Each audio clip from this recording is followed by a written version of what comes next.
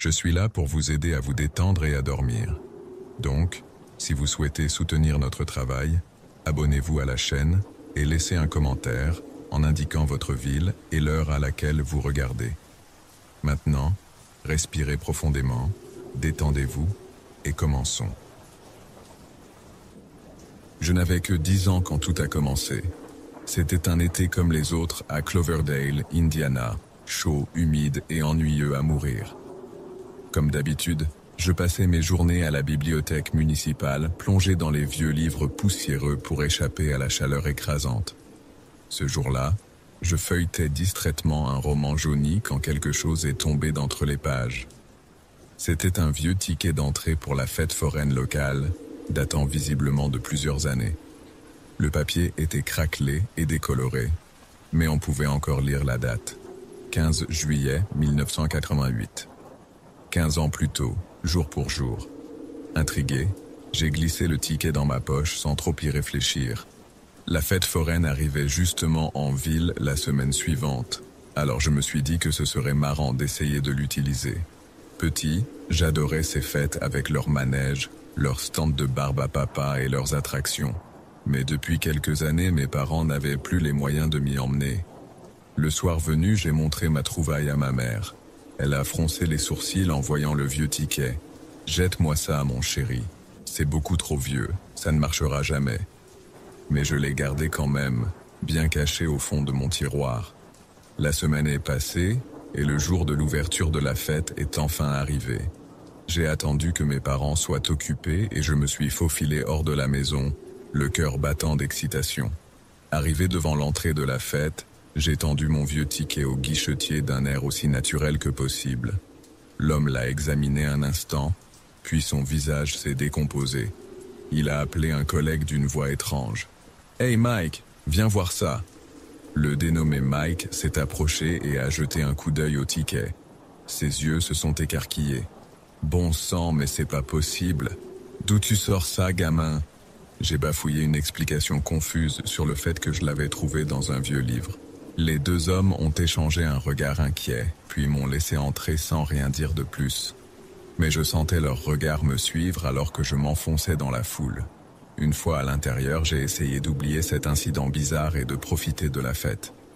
Mais je ne pouvais m'empêcher de remarquer que certains forains me dévisageaient étrangement quand je passais devant leur stand, comme s'ils voyaient un fantôme. Au bout d'un moment, un vieil homme s'est approché de moi. Il portait une salopette usée et sentait la cigarette.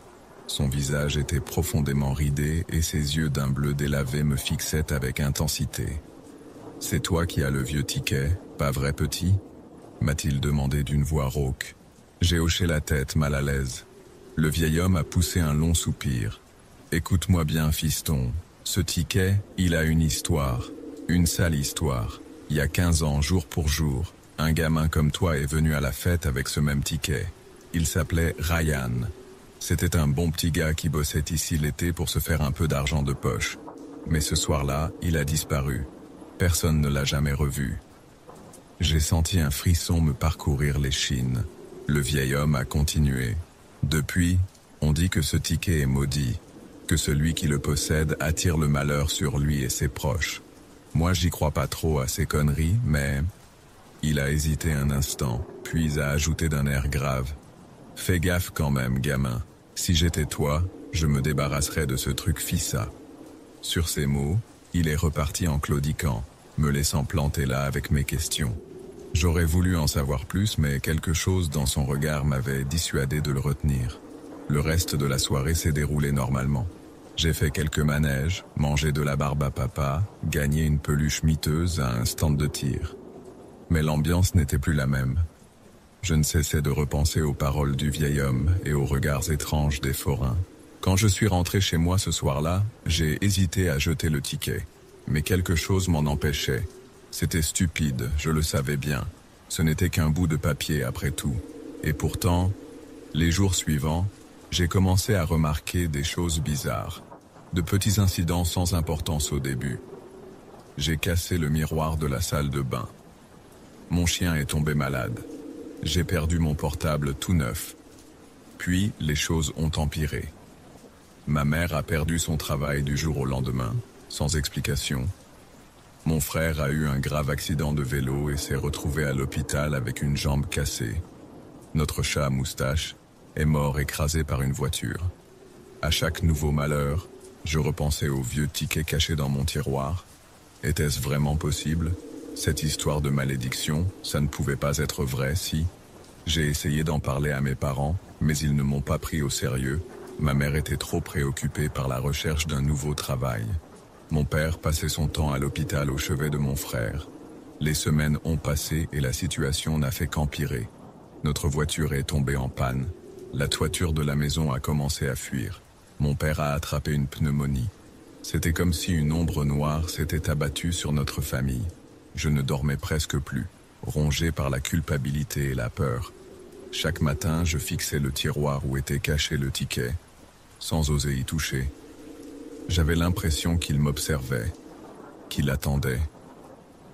Un soir, n'y tenant plus, j'ai craqué. J'ai sorti le ticket de sa cachette et je suis sorti en courant de la maison. Il faisait nuit noire et un orage menaçait.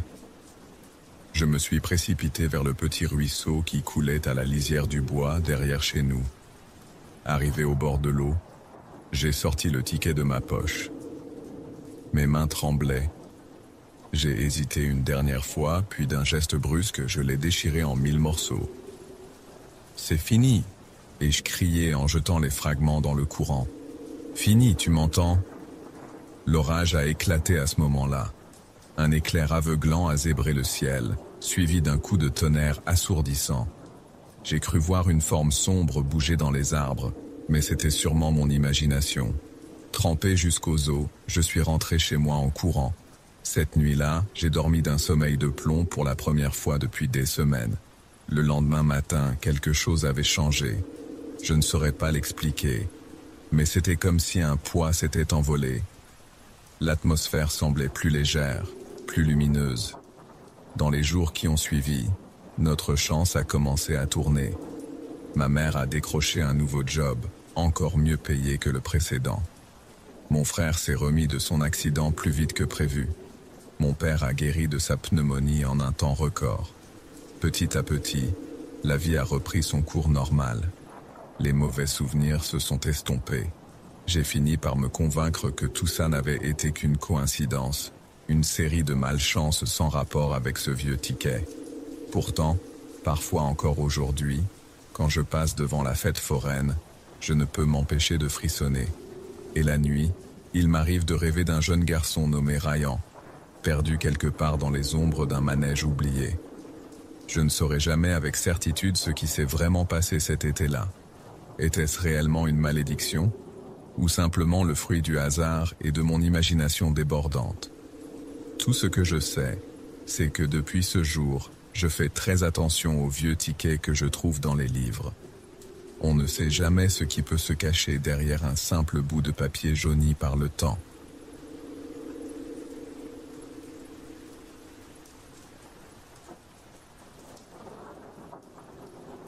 Je n'ai jamais été un grand fan des fêtes foraines. Le bruit, les foules, l'odeur de graisse et de sucre, tout ça me mettait mal à l'aise. Mais ma petite sœur adorait ça. Alors quand elle m'a supplié de l'accompagner à la fête foraine qui s'était installée dans notre ville, j'ai fini par céder. C'était une soirée d'automne fraîche et brumeuse. Les lumières clignotantes et la musique tonitruante contrastaient avec l'atmosphère lugubre qui régnait. Ma sœur s'est précipitée vers les manèges à sensations fortes, me laissant seul à errer entre les stands. C'est là que j'ai aperçu la maison des miroirs. L'attraction semblait déserte, ce qui m'a intrigué. Poussé par la curiosité, j'ai décidé d'y entrer seul.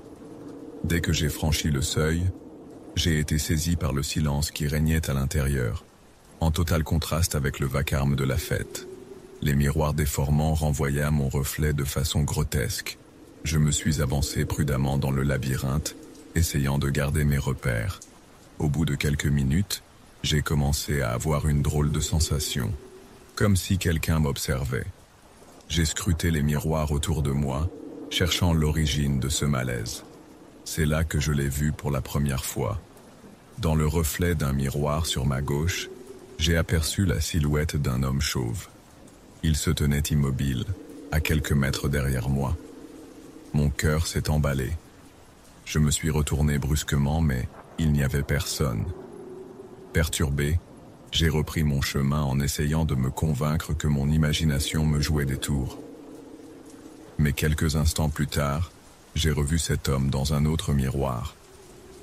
Cette fois, il semblait plus proche. J'ai à nouveau fait volte-face. Toujours rien. La panique a commencé à monter en moi. J'ai accéléré le pas, cherchant désespérément la sortie. Mais plus j'avançais, plus je me sentais perdu dans ce dédale de miroirs. Et à chaque tournant, chaque recoin, je revoyais cet homme chauve. Parfois de loin, parfois tout près. Toujours silencieux. Toujours à me fixer de son regard vide. J'ai couru, le souffle court, tournant à droite, à gauche, essayant d'échapper à cette présence menaçante. Mais il était partout. Dans chaque reflet, chaque surface réfléchissante, j'avais l'impression de devenir fou. Soudain, alors que je m'apprêtais à tourner à un angle, une main a surgi de derrière un miroir et a saisi mon poignet. J'ai hurlé de terreur. La poigne était ferme, glaciale. J'ai tiré de toutes mes forces pour me dégager, sentant mes muscles se tendre à l'extrême. Dans un élan de panique, j'ai réussi à me libérer. Sans réfléchir, j'ai couru droit devant moi, ignorant la douleur dans mon poignet. Par miracle, j'ai fini par trouver la sortie. Je me suis précipité dehors, haletant, tremblant de tous mes membres. Une fois à l'air libre, j'ai regardé autour de moi, m'attendant presque à voir l'homme chauve surgir de nulle part. Mais il n'y avait que les badauds de la fête, me dévisageant avec curiosité. J'ai repris mon souffle, essayant de calmer les battements affolés de mon cœur. C'est à ce moment-là que j'ai réalisé que mon portefeuille avait disparu. J'ai fouillé frénétiquement mes poches, en vain. Un frisson d'horreur m'a parcouru en comprenant qu'il avait dû tomber pendant ma fuite éperdue dans la maison des miroirs. J'ai hésité un instant à y retourner, mais la peur était trop forte.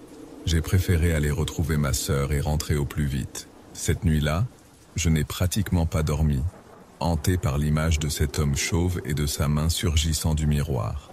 Les jours suivants, j'ai essayé de me convaincre que tout cela n'avait été qu'une hallucination due au stress et à la fatigue.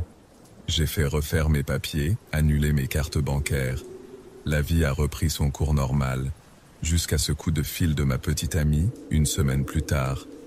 Elle m'a appelé, paniqué, me demandant si j'allais bien. Surpris, je lui ai assuré que oui. C'est là qu'elle m'a raconté avoir reçu des messages étranges de ma part. Des messages lui demandant de me rejoindre dans un endroit isolé en dehors de la ville. Elle avait trouvé ça bizarre et avait préféré m'appeler directement. Mon sang s'est glacé dans mes veines. Je n'avais jamais envoyé ces messages. Quelqu'un avait usurpé mon identité. Quelqu'un qui avait eu accès à mes données personnelles. Quelqu'un qui avait mon portefeuille. Dans un état de panique, j'ai immédiatement changé tous mes mots de passe, mes numéros de compte, mon adresse email.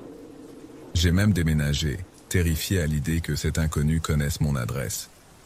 Depuis, je vis dans la paranoïa. Je sursaute à chaque reflet dans une vitrine, m'attendant à y voir le visage de l'homme chauve. Je scrute chaque foule, persuadé qu'il m'observe, qu'il me suit. Je ne sais pas qui il est, ni ce qu'il me veut. Mais une chose est sûre, cette nuit dans la maison des miroirs a changé ma vie à jamais. J'ai l'impression d'être constamment observé, traqué. Chaque miroir est devenu une menace potentielle, une fenêtre vers un monde cauchemardesque où cet homme chauve m'attend. J'ai essayé d'en parler à mes proches, mais personne ne me croit vraiment. Ils pensent que j'exagère, que je me fais des idées. Peut-être ont-ils raison, peut-être que tout cela n'est que le fruit de mon imagination. Mais au fond de moi, je sais ce que j'ai vu cette nuit-là. Je ne retournerai jamais dans une fête foraine. Je fuis les miroirs comme la peste. Et chaque nuit, avant de m'endormir, je vérifie soigneusement chaque recoin de ma chambre, chaque surface réfléchissante. Car je sais qu'un jour, peut-être, je reverrai ce visage, cette main surgissant de nulle part. Et cette fois, je ne suis pas sûr de pouvoir y échapper.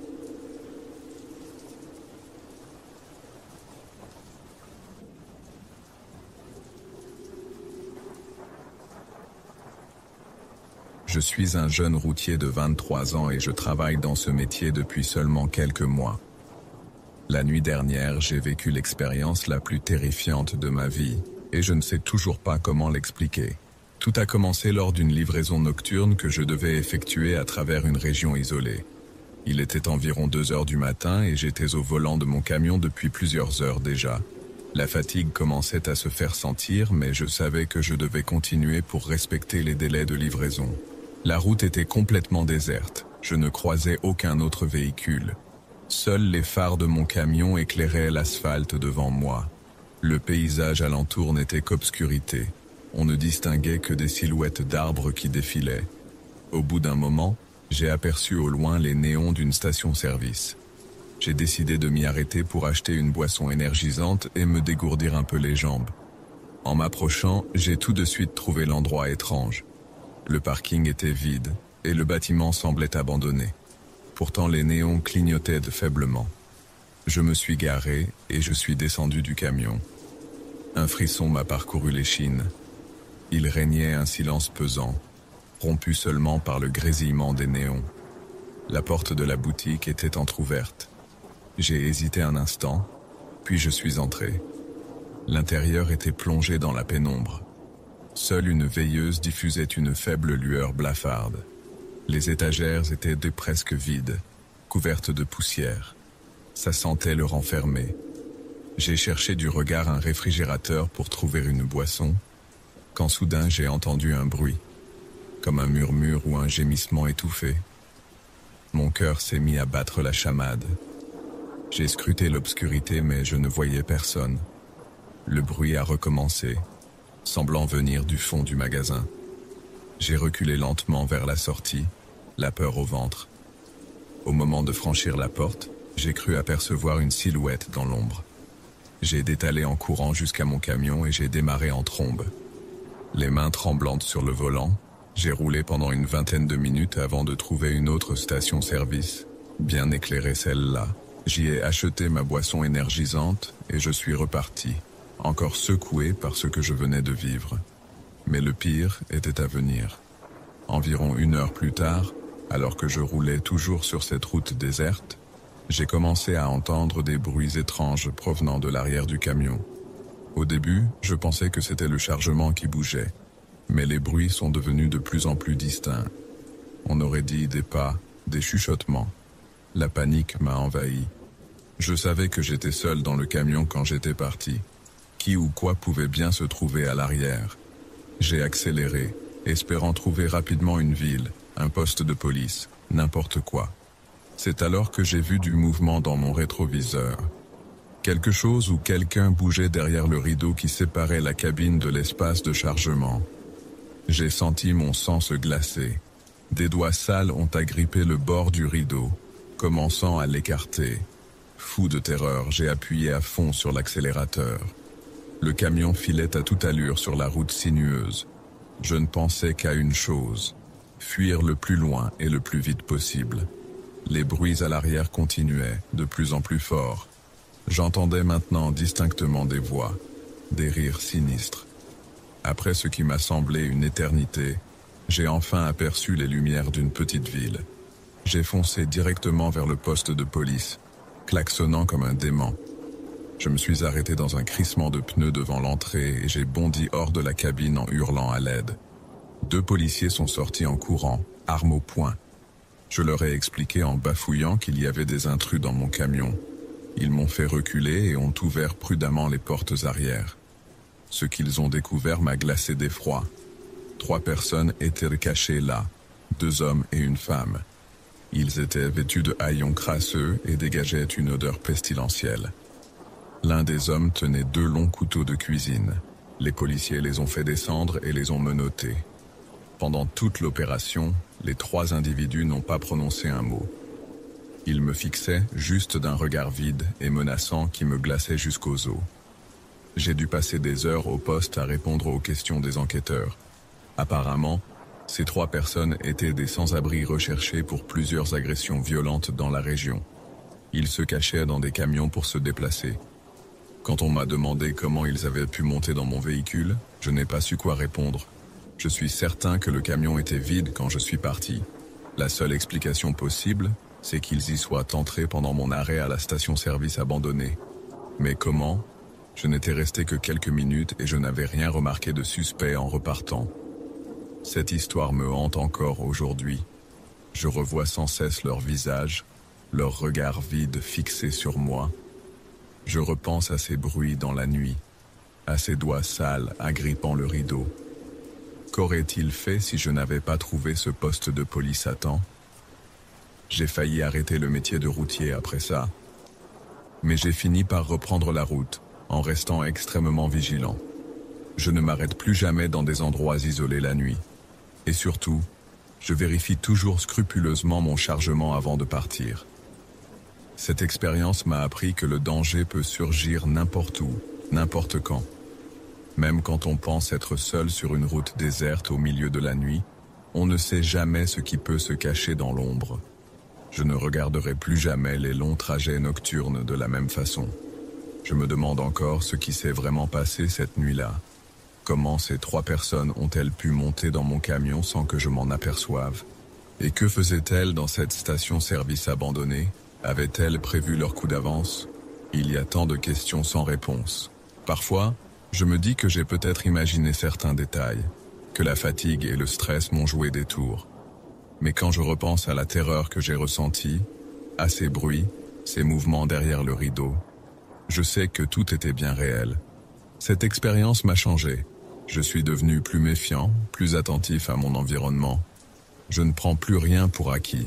Chaque fois que je prends la route de nuit, je sens cette appréhension monter en moi. Je scrute les ombres, à l'affût du moindre mouvement suspect. Je sais que je ne pourrai jamais oublier cette nuit. Ces visages hagards, ces regards vides me hanteront toujours. J'ai vu de près à quel point la réalité peut parfois dépasser nos pires cauchemars. Et je sais désormais que même dans les endroits les plus isolés, on n'est jamais vraiment seul.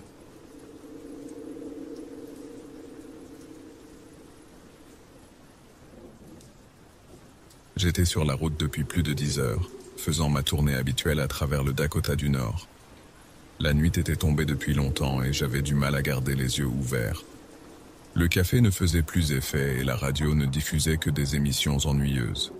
J'ai baissé la vitre pour laisser entrer l'air frais, espérant que ça m'aiderait à rester éveillé jusqu'à ma prochaine pause. Soudain, j'ai aperçu quelque chose d'étrange sur le bord de la route. Au début, je pensais que c'était juste des déchets, mais en m'approchant, j'ai réalisé que c'était des vêtements éparpillés.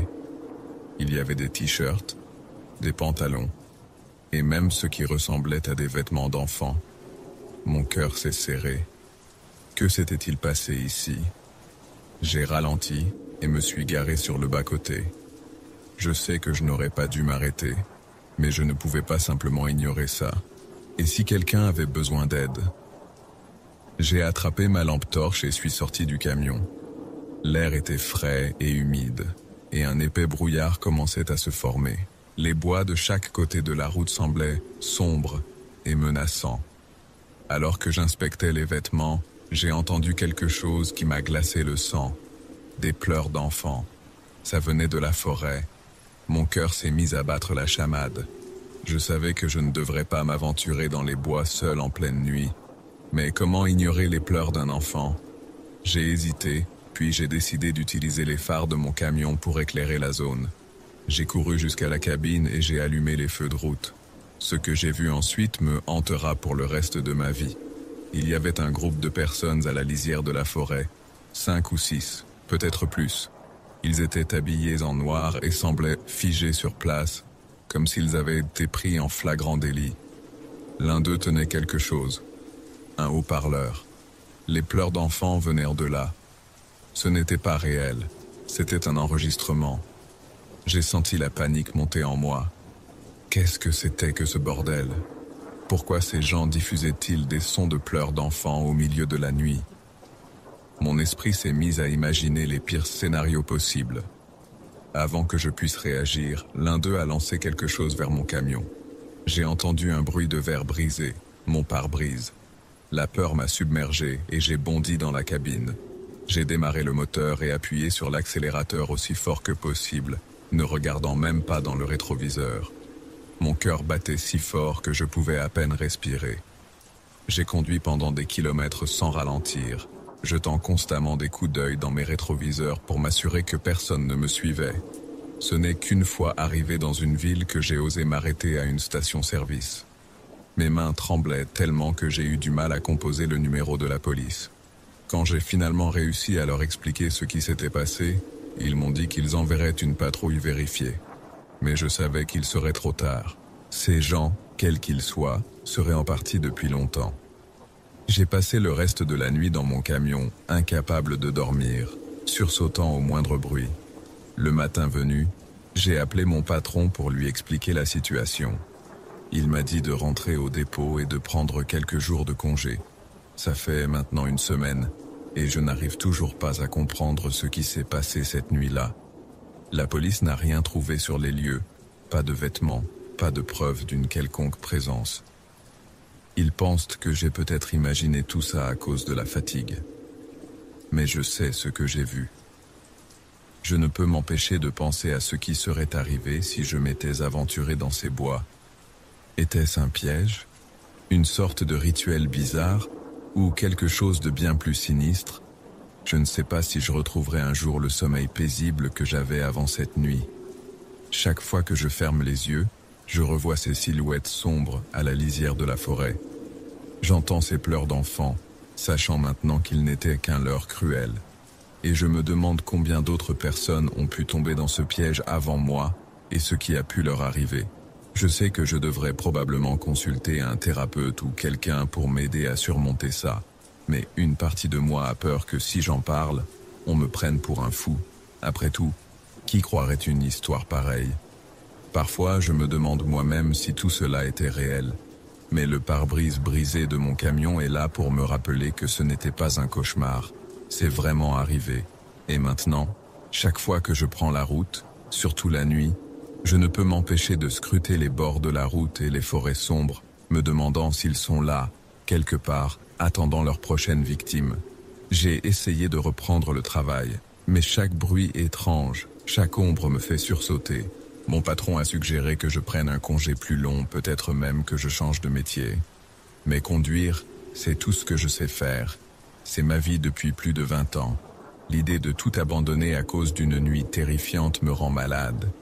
J'ai commencé à faire des recherches, à chercher des histoires similaires en ligne. J'ai trouvé quelques récits qui ressemblaient vaguement à mon expérience, mais rien d'aussi précis. Certains parlaient de disparitions mystérieuses le long des routes isolées, d'autres de bruits étranges dans les forêts la nuit. Mais rien qui ne mentionne spécifiquement des gens utilisant des enregistrements d'enfants pour attirer les voyageurs. Une partie de moi veut retourner là-bas, pendant la journée, pour essayer de trouver des indices. Mais la peur me paralyse. Et si ces gens étaient toujours dans les parages? Et s'ils me reconnaissaient? Je ne peux pas prendre ce risque. J'ai pensé à installer des caméras dans mon camion, juste au cas où quelque chose comme ça se reproduirait. Mais en même temps, je ne suis pas sûr de vouloir revoir une telle scène.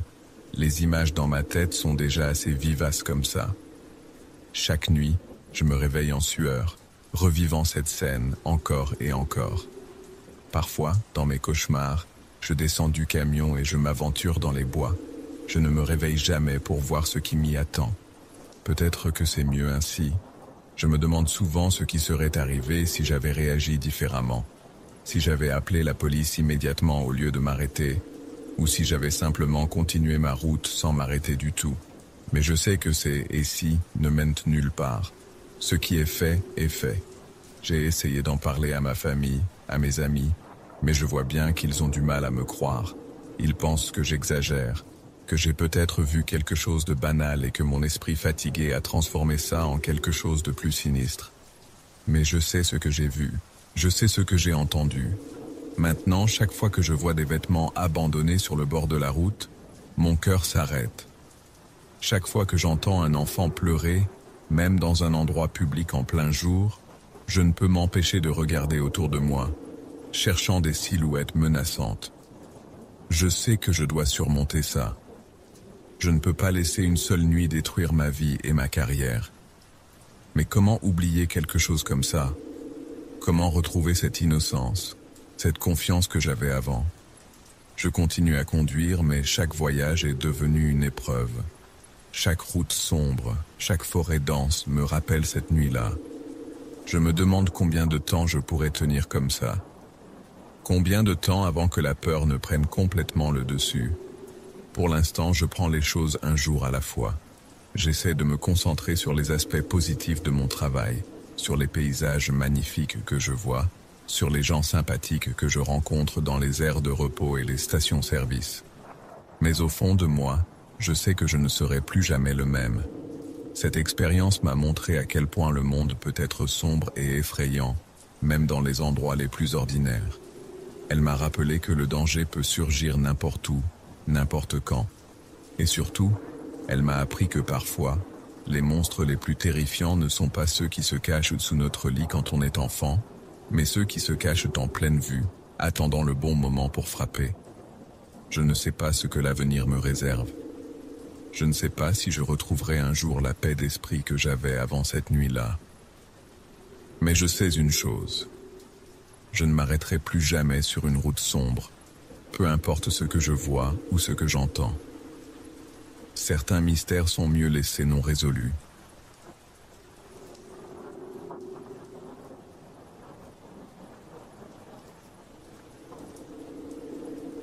Je m'appelle Thomas et je suis chauffeur routier depuis maintenant 3 ans.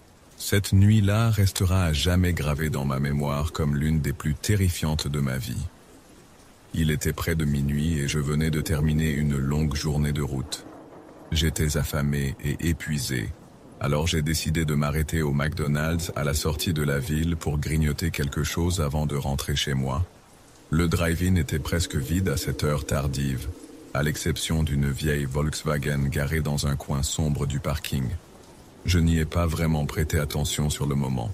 Après avoir récupéré ma commande, j'ai eu une envie soudaine d'aller prendre l'air frais en hauteur. Il y a une réserve naturelle pas loin avec un point de vue magnifique sur la ville de Maru. J'ai donc décidé d'y faire un détour rapide avant de rentrer. Arrivé sur le parking de la réserve, j'ai tout de suite remarqué la même Volkswagen que j'avais vue au McDonald's. Ça m'a semblé bizarre, mais je me suis dit que c'était sûrement une coïncidence. Mon ami Sébastien m'a rejoint quelques minutes plus tard, comme on en avait convenu par message. On avait l'habitude de se retrouver là de temps en temps pour discuter et admirer la vue. On a commencé à marcher vers le belvédère en bavardant. L'atmosphère était calme. On n'entendait que le bruissement des feuilles dans la brise nocturne. Soudain, on a aperçu 3 hommes qui fumaient un peu plus loin sur le sentier. Ils avaient l'air louche, parlant à voix basse entre eux. J'ai ressenti un frisson désagréable parcourir mon dos. Alors qu'on passait à côté d'eux, j'ai eu l'impression fugace d'apercevoir une 4e silhouette cachée derrière les arbres. Mon cœur s'est mis à battre plus vite. J'ai chuchoté à Sébastien qu'on ferait mieux de rebrousser chemin, mais il a insisté pour continuer jusqu'au belvédère. On a continué d'avancer, mais j'avais vraiment un mauvais pressentiment. Quelques mètres plus loin, j'ai entendu des bruits de pas derrière nous. Les 3 hommes nous suivaient. J'ai attrapé le bras de Sébastien et on s'est mis à marcher plus vite. « Hé les gars, attendez une seconde !» a lancé l'un d'eux. On s'est figé sur place, ne sachant pas quoi faire. Ils se sont approchés de nous d'un air menaçant. L'un d'eux m'a semblé vaguement familier. « T'étais pas au McDo tout à l'heure, toi ?» m'a-t-il demandé. C'est là que je l'ai reconnu. C'était l'un des employés qui m'avait servi au drive. Mais que faisait-il ici au beau milieu de la nuit? Ouais, c'était moi, ai-je répondu d'une voix tremblante. Il y a un problème? Le type a ricané. Oh non, aucun problème. On voulait juste discuter un peu avec vous. J'ai senti la panique monter en moi. Ces gars n'avaient clairement pas de bonnes intentions. J'ai jeté un coup d'œil à Sébastien qui semblait tout aussi terrifié que moi. « Écoutez les gars, on veut pas d'ennui, » a dit Sébastien en levant les mains. « On va juste rentrer chez nous tranquillement, d'accord ?»« Pas si vite, » a grogné un autre type. « Notre pote ici présent a quelques soucis au boulot à cause d'une salope qu'il a balancée. On pensait que vous pourriez peut-être nous aider à arranger ça. » Mon sang s'est glacé dans mes veines. Je commençais à comprendre ce qui se passait. L'employé du McDo avait dû être viré pour une raison quelconque et cherchait à se venger. Je... Je comprends pas. Ai-je bafouillé? Je suis juste un client, je sais rien de ce qui se passe au McDo. Le type du McDo s'est avancé vers moi, le visage déformé par la colère. Ta gueule, tu vas m'écouter attentivement. Cette salope de Marie m'a fait virer parce que j'ai essayé de la suivre après le boulot. Elle a même porté plainte contre moi, tu te rends compte? Juste parce que je voulais lui parler. J'étais pétrifié. Ce mec était clairement dérangé et dangereux. Je ne savais pas quoi dire pour désamorcer la situation. Écoute mec, je suis désolé pour toi, mais on n'a rien à voir avec ça.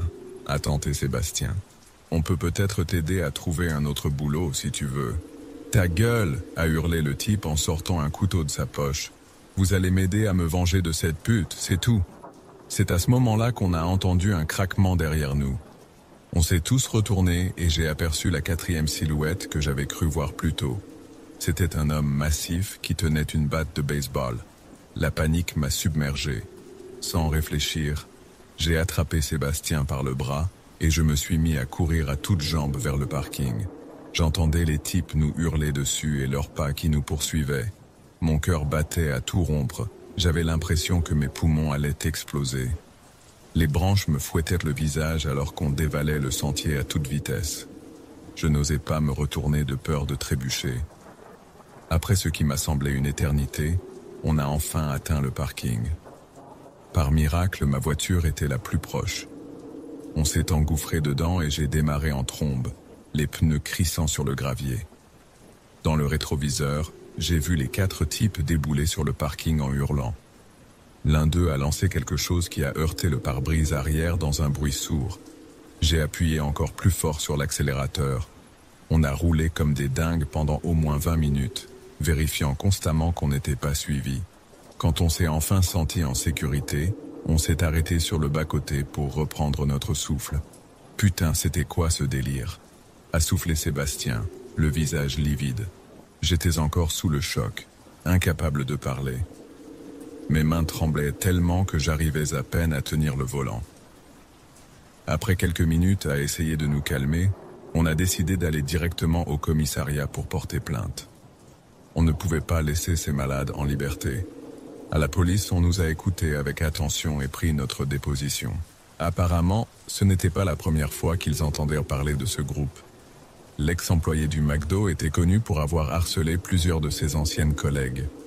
Les jours suivants ont été difficiles. Je faisais des cauchemars, sursautant au moindre bruit. J'avais peur de sortir seul, surtout la nuit. Sébastien était dans le même état que moi. Heureusement, la police a fini par arrêter les 4 types quelques semaines plus tard. Ils avaient agressé d'autres personnes dans la réserve naturelle. L'enquête a révélé que l'ex-employé du McDo souffrait de graves troubles mentaux et avait déjà un casier pour violence conjugale. Aujourd'hui, plusieurs mois après cet incident, j'arrive enfin à reprendre une vie à peu près normale. Mais cette nuit-là m'a profondément marqué. Je ne regarde plus jamais un McDonald's de la même façon. Et surtout, je ne m'aventure plus jamais seul dans des endroits isolés la nuit.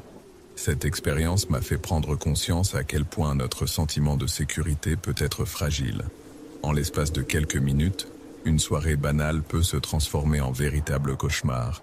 J'ai appris à toujours rester vigilant, même dans les situations les plus anodines. Je repense souvent à ce qui aurait pu se passer si on n'avait pas réussi à s'enfuir. Ces types étaient clairement prêts à nous faire du mal. Ça me glace encore le sang d'y penser. Cette histoire m'a aussi fait réaliser l'importance de prendre au sérieux les signes avant-coureurs de comportements violents ou obsessionnels. Si quelqu'un vous met mal à l'aise ou vous fait peur, il ne faut pas hésiter à en parler et à demander de l'aide. Je sais que je ne pourrai jamais vraiment oublier cette nuit-là, mais j'essaie d'en tirer des leçons et de rester positif. La vie est précieuse et fragile. Désormais, je profite de chaque instant et je ne prends plus rien pour acquis. Si vous lisez ceci, restez prudent et faites confiance à votre instinct. On ne sait jamais ce qui peut se cacher derrière un visage familier ou un lieu apparemment sûr. La vigilance est notre meilleure protection contre les dangers qui nous guettent parfois dans l'ombre.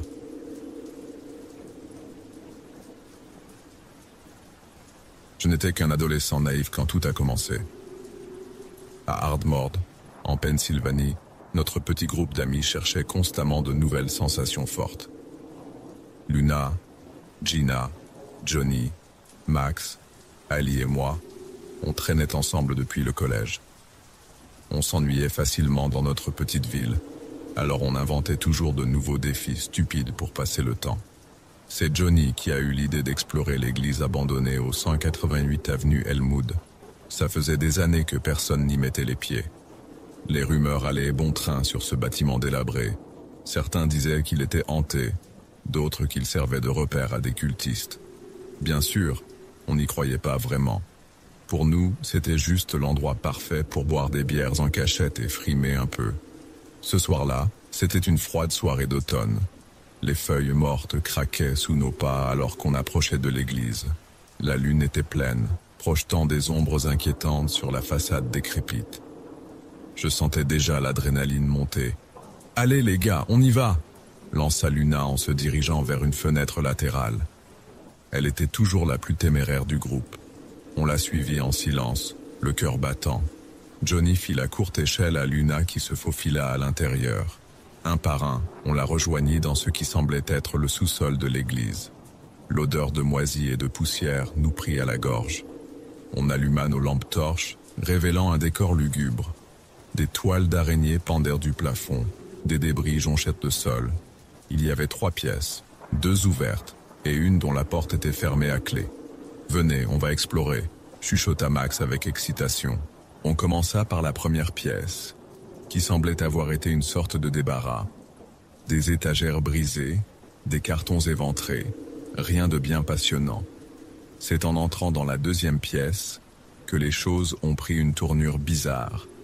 À peine avais-je franchi le seuil qu'un courant d'air glacial me fit frissonner. Et soudain, la porte derrière nous claqua violemment.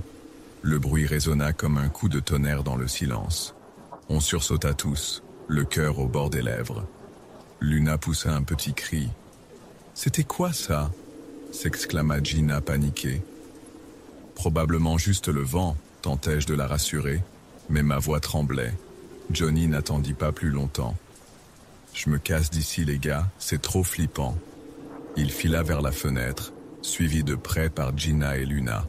En quelques secondes, ils avaient disparu dans la nuit. Je me retrouvais seul avec Max et Ali. On échangea des regards inquiets. « On devrait peut-être partir aussi ?» suggéra Ali d'une voix mal assurée. Mais Max, toujours avide de sensations fortes, insista. « Allez, on est venu jusqu'ici, autant explorer un peu plus. C'est sûrement rien. » Contre mon meilleur jugement, j'acquiesçai. On continua notre exploration, les mains moites, sur nos lampes torches. La pièce était plus grande que la précédente, avec des meubles couverts de draps poussiéreux. C'est là qu'on a trouvé la commode. Elle trônait contre le mur du fond, son bois sombre contrastant avec la peinture écaillée. Le miroir au-dessus était fissuré, donnant à notre reflet une allure déformée et sinistre. Mais ce qui nous glaça le sang, c'étaient les taches. Des taches rouges, encore humides, maculaient la surface du meuble. « C'est du sang ?» murmura Ali, la voix tremblante. Je m'approchai pour mieux voir, le cœur battant la chamade. L'odeur métallique ne laissait aucun doute. « Je crois bien que oui », répondis-je, la gorge serrée. Max, pâle comme un linge, ouvrit un tiroir de la commode. Il en sortit une vieille photographie en noir et blanc. Elle montrait une jeune mariée, souriante, dans une robe d'époque. Mais son visage semblait flou, comme si quelqu'un avait essayé de l'effacer. « Les gars, j'aime pas ça du tout », chuchota Ali. « On devrait vraiment s'en aller. » À ce moment-là, un bruit sourd retentit à l'étage, comme des pas lourds. Puis un grincement, comme si quelqu'un descendait lentement l'escalier. On n'attendit pas une seconde de plus. On se rua vers la fenêtre, grimpant maladroitement dans notre hâte de sortir. Je fus le dernier à passer. Juste avant de sauter, je jetai un dernier coup d'œil à l'intérieur. Ce que je vis me hantera pour toujours. Une silhouette sombre se tenait dans l'embrasure de la porte, grande, immobile. Et bien que je ne puisse distinguer son visage, j'eus l'horrible sensation qu'elle me fixait. Je sautai et courus comme je n'avais jamais couru, rattrapant mes amis qui fuyaient déjà sur l'avenue. On ne s'arrêta qu'une fois arrivé chez Max, essoufflé et tremblant. Cette nuit-là, aucun de nous ne dormit. On resta éveillé jusqu'à l'aube, sursautant au moindre bruit. On se jura de ne jamais retourner dans cette église maudite. Les jours suivants, on essaya de se convaincre que tout ça n'avait été que le fruit de notre imagination surexcitée. Mais quelque chose me rongeait. Je devais en avoir le cœur net. Une semaine plus tard, je retournais seul à l'avenue Elmwood. Ce que je découvris me laissa sans voix. L'église avait disparu, complètement. À la place se trouvait un terrain vague, comme si le bâtiment n'avait jamais existé. Confus et effrayé, j'allais à la bibliothèque municipale pour faire des recherches. Je passais des heures à éplucher de vieux journaux et registres. Mais je ne trouvais aucune trace de l'église du 188 avenue Elmwood. Pas une seule mention.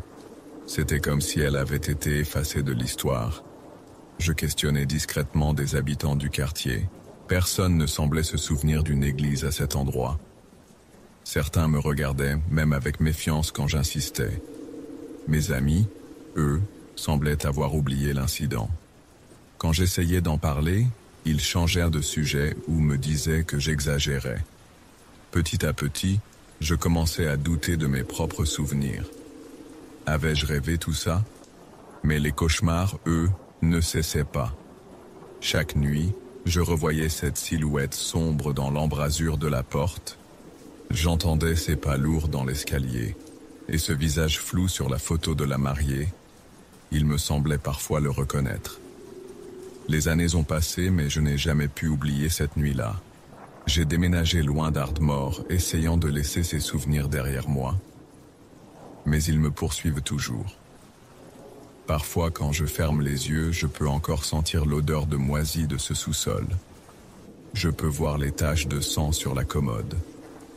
Et j'entends ce bruit sourd, ces pas qui descendent l'escalier. Je ne sais pas ce qui s'est réellement passé cette nuit-là dans l'église du 188 avenue Elmwood. Je ne sais pas si ce que nous avons vu était réel ou le fruit de notre imagination. Mais une chose est sûre, quelque chose de sombre et d'inexplicable s'est produit. Et ça me hante encore aujourd'hui. J'ai cherché des explications rationnelles. Peut-être que l'église a été démolie peu après notre visite et que les archives ont été perdues. Peut-être que notre peur nous a fait voir des choses qui n'existaient pas. Mais au fond de moi, je sais que c'est plus que ça. Il y a des nuits où je me réveille en sueur, convaincu d'avoir entendu ces pas lourds dans mon appartement. Des jours où je crois apercevoir cette silhouette sombre du coin de l'œil. Et chaque fois que je vois une mariée souriante, mon cœur se serre, redoutant de voir son visage s'effacer. Je ne retournerai jamais à Ardmore. Je ne chercherai plus de réponses. Certains mystères, je l'ai appris, sont mieux laissés non résolus. Mais une part de moi restera toujours dans ce sous-sol sombre, face à l'inconnu, à jamais marqué par ce que nous avons vécu cette nuit-là. Si vous passez un jour par Ardmore, en Pennsylvanie, et que vous voyez un terrain vague au 188 avenue Elmwood, passez votre chemin. Ne cherchez pas l'église qui n'existe plus. Ne vous interrogez pas sur son histoire, car parfois, l'oubli est une bénédiction, et certains secrets doivent rester enterrés, comme cette église qui a disparu sans laisser de traces.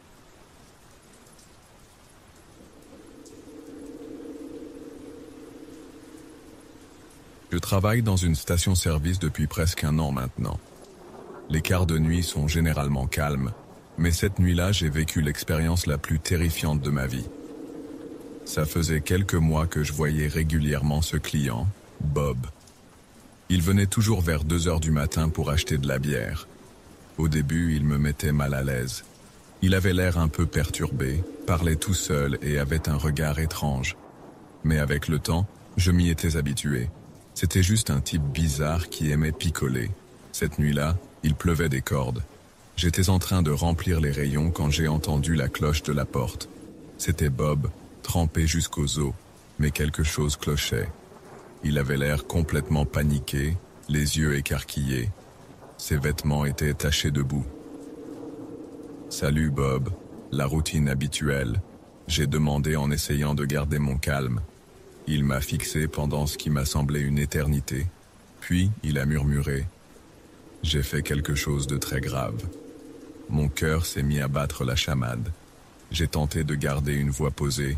Tout va bien, Bob? Tu veux en parler? Il a secoué la tête frénétiquement. Non, je dois aller aux toilettes. Il s'est précipité vers l'arrière du magasin.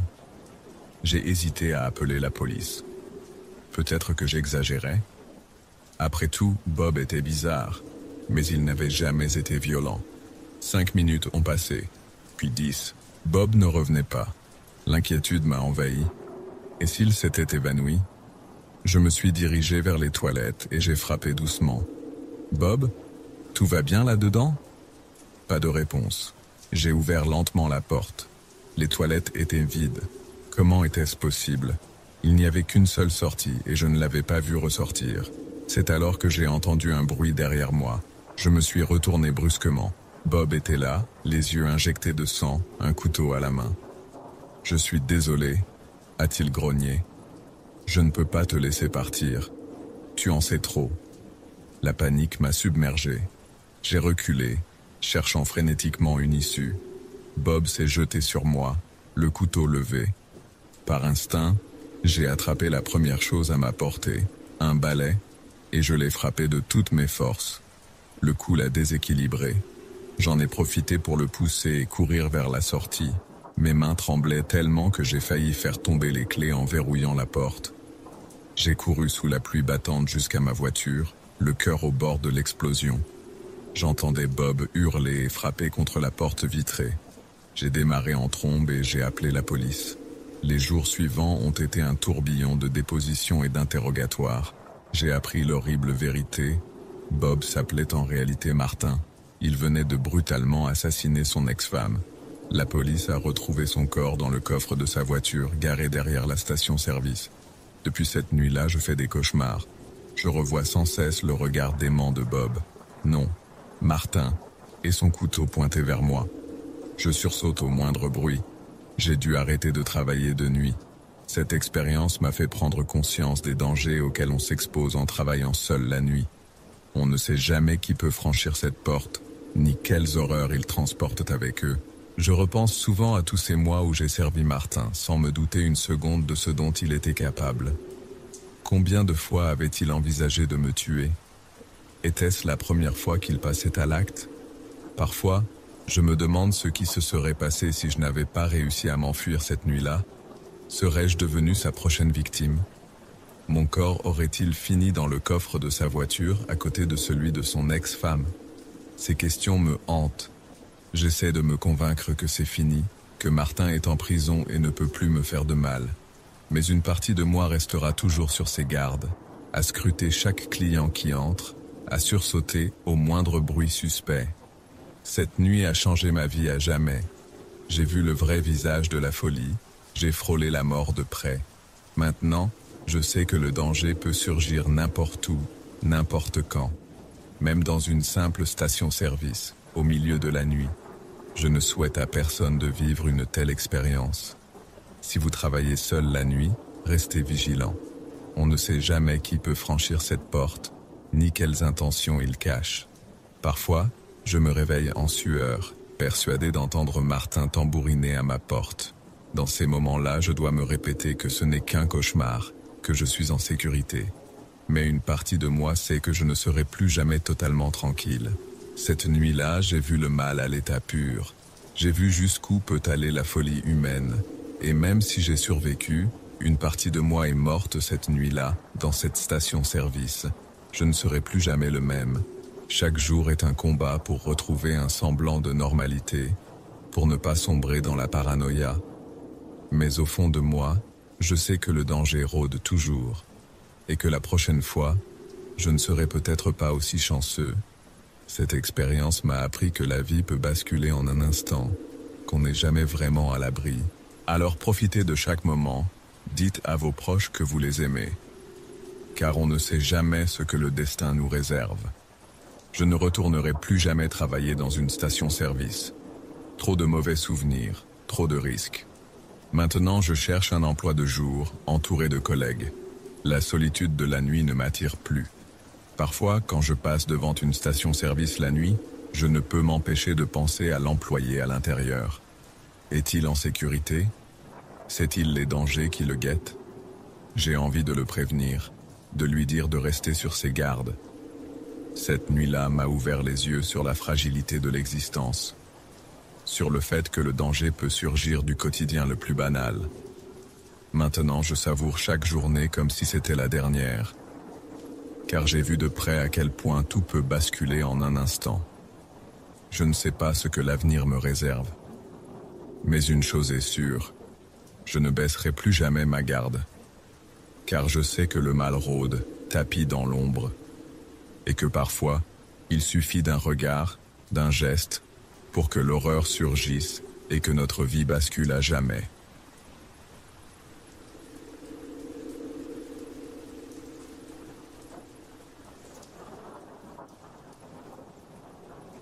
Je me souviens encore de cette matinée comme si c'était hier. C'était en 1964, j'avais 8 ans et nous vivions à Atlanta. Chaque matin, mon père et moi avions notre petit rituel. Il m'emmenait à l'école en voiture et on s'arrêtait toujours à la même station-service sur Peachtree Street. C'était une petite station familiale, rien d'extraordinaire, mais on aimait bien y faire une halte. Le propriétaire, Monsieur Johnson, était toujours là pour nous accueillir avec un grand sourire. Il connaissait même mon prénom et me donnait parfois un bonbon. Ce matin-là, rien ne laissait présager ce qui allait se passer. On est parti de la maison comme d'habitude, mon cartable sur le dos, mon père sifflotant au volant de sa vieille Chevrolet. Il faisait beau, le soleil se levait à peine. Quand on est arrivé à la station, quelque chose clochait. D'habitude, il y avait toujours au moins une voiture en train de faire le plein. Mais là, c'était désert. Pas âme qui vive. Mon père s'est garé devant une pompe et a coupé le moteur. « Attends-moi là, fiston », m'a-t-il dit avant de sortir. Je l'ai regardé s'approcher de la porte du magasin. Il a frappé, appelé, mais personne n'a répondu. Après quelques minutes, il est revenu vers la voiture, l'air perplexe. « C'est bizarre », a-t-il marmonné. La porte est ouverte, mais il n'y a personne.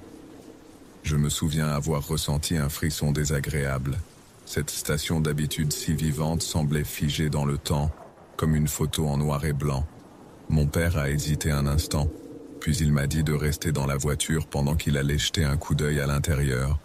Je l'ai vu disparaître dans le magasin. Les minutes qui ont suivi m'ont paru interminables. J'observais les alentours, cherchant un signe de vie, mais rien. Pas un bruit, pas un mouvement. Juste le silence pesant de cette matinée qui commençait à me faire peur. Quand mon père est enfin ressorti, son visage était pâle. Il est remonté dans la voiture sans dire un mot et a démarré en trombe. « Papa, qu'est-ce qui se passe ?» ai-je demandé, inquiet. Il a secoué la tête. « Rien, mon grand. La station est fermée, c'est tout. » Mais je savais qu'il me cachait quelque chose. Son regard était différent, comme hanté. On a continué notre route en silence. Mon père semblait perdu dans ses pensées, les mains crispées sur le volant. Quand on est arrivé à l'école, il m'a serré fort dans ses bras avant de me laisser partir. Ce n'était pas dans ses habitudes et ça m'a encore plus perturbé. La journée s'est écoulée normalement, mais je n'arrêtais pas de penser à cette station-service fantôme. Le soir, en rentrant à la maison, j'ai surpris une conversation entre mes parents. Ma mère semblait bouleversée. « Tu es sûr que tu n'as rien vu ?» demandait-elle à voix basse. Mon père a répondu quelque chose que je n'ai pas compris, mais son ton était grave. Les jours suivants, l'ambiance à la maison était étrange. Mes parents chuchotaient souvent entre eux et changeaient de sujet dès que j'entrais dans la pièce. Je sentais que quelque chose de terrible s'était passé, mais personne ne voulait m'en parler. C'est environ une semaine plus tard que j'ai compris. Mon père lisait le journal local quand soudain, il a poussé un cri étouffé. Ma mère s'est précipitée vers lui. « Mon Dieu !» a-t-elle murmuré en lisant par-dessus son épaule. J'ai réussi à apercevoir la une. Meurtre sanglant à la station-service de Peachtree Street. L'article racontait que le corps de M. Johnson avait été retrouvé dans les toilettes de la station.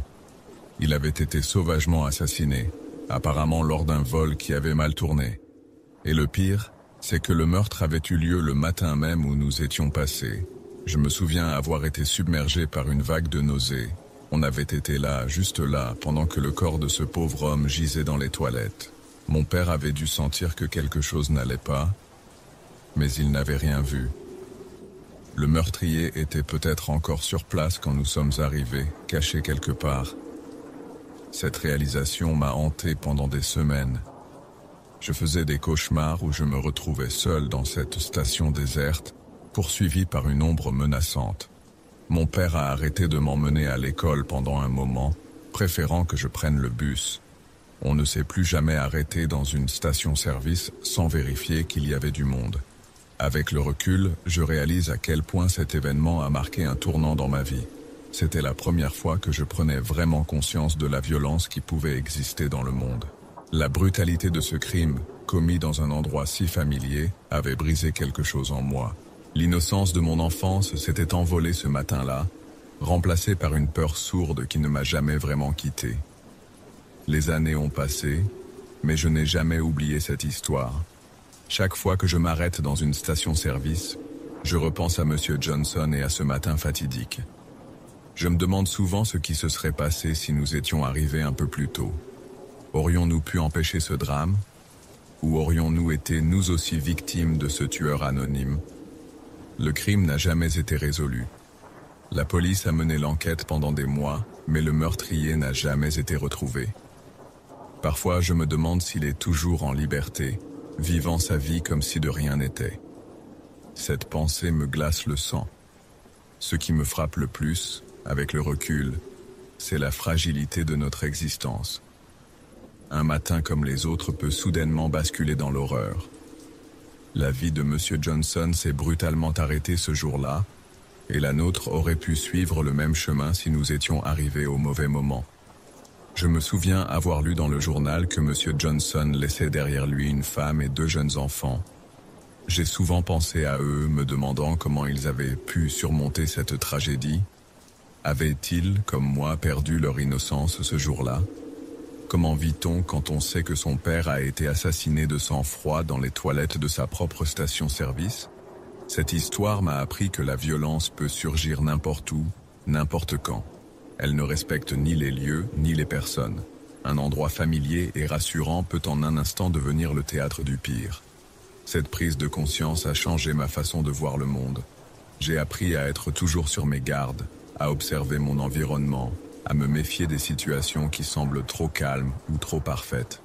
Aujourd'hui encore, quand je passe devant l'emplacement de l'ancienne station-service, qui a été démolie depuis longtemps, je sens mon cœur se serrer. Je revois le visage bienveillant de M. Johnson, j'entends son rire chaleureux, et je me dis que la vie tient vraiment à un fil. Un simple changement dans notre routine ce matin-là, et c'est nous qui aurions pu faire la une des journaux. Cette expérience m'a aussi appris l'importance de la compassion. Pendant des années, j'ai ressenti une culpabilité irrationnelle. Et si on avait pu sauver M. Johnson en arrivant plus tôt? Et si mon père avait appelé la police au lieu de simplement repartir? Ces « et si » m'ont longtemps tourmenté. Mais j'ai fini par comprendre que nous ne pouvions pas prévoir l'imprévisible. La seule chose que nous pouvons faire, c'est être attentifs les uns aux autres, prendre soin de ceux qui nous entourent. Je n'ai jamais oublié le visage de M. Johnson. Chaque année, à la date anniversaire de ce triste jour, j'ai pris l'habitude de déposer des fleurs à l'endroit où se trouvait la station. C'est ma façon de lui rendre hommage, de me souvenir que derrière chaque fait divers, il y a des vies brisées, des familles détruites. Cette histoire m'a également appris à apprécier chaque instant de la vie. On ne sait jamais ce que le destin nous réserve. Un matin ordinaire peut se transformer en cauchemar en un clin d'œil. Depuis ce jour, j'essaie de ne jamais partir fâché, de toujours dire « je t'aime » à mes proches. Car qui sait si on aura l'occasion de le faire plus tard. Je sais que je ne pourrai jamais effacer complètement cette expérience de ma mémoire. Elle fait partie de moi. Elle a façonné l'homme que je suis devenu. Mais j'essaie d'en tirer des leçons positives. J'ai appris à être vigilant sans être paranoïaque. à apprécier la vie tout en restant conscient de sa fragilité. Parfois, quand je raconte cette histoire à mes enfants, je vois dans leurs yeux la même innocence que j'avais perdue ce jour-là. Je me demande alors si je dois les protéger de cette dure réalité ou les préparer à affronter un monde qui peut parfois être cruel. C'est un équilibre difficile à trouver. En fin de compte, cette expérience m'a enseigné que la vie est précieuse et imprévisible. Chaque jour est un cadeau, chaque rencontre peut être la dernière. Ce matin de 1964 a changé ma perception du monde, mais il m'a aussi appris à vivre pleinement, à aimer profondément et à ne jamais tenir quoi que ce soit pour acquis.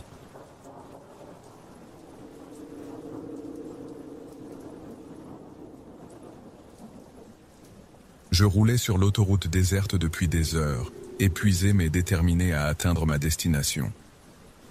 Il était près de minuit et la fatigue commençait à se faire sentir. J'avais besoin de faire le plein et de me dégourdir les jambes. Quand j'ai aperçu les lumières d'une station-service au loin, j'ai poussé un soupir de soulagement. Je me suis engagé sur la bretelle de sortie et j'ai garé ma voiture près d'une pompe. L'endroit semblait calme, à l'exception d'un camion stationné un peu plus loin. Je suis sorti et j'ai commencé à faire le plein. C'est là que j'ai remarqué un homme qui se dirigeait vers moi depuis le bâtiment principal. Au début, je n'y ai pas prêté attention. Mais quand il s'est approché, j'ai senti un frisson me parcourir l'échine. Il me fixait d'un regard insistant qui me mettait mal à l'aise. J'ai essayé de l'ignorer en me concentrant sur le compteur de la pompe. « Bonsoir, mademoiselle », a-t-il lancé d'une voix rauque.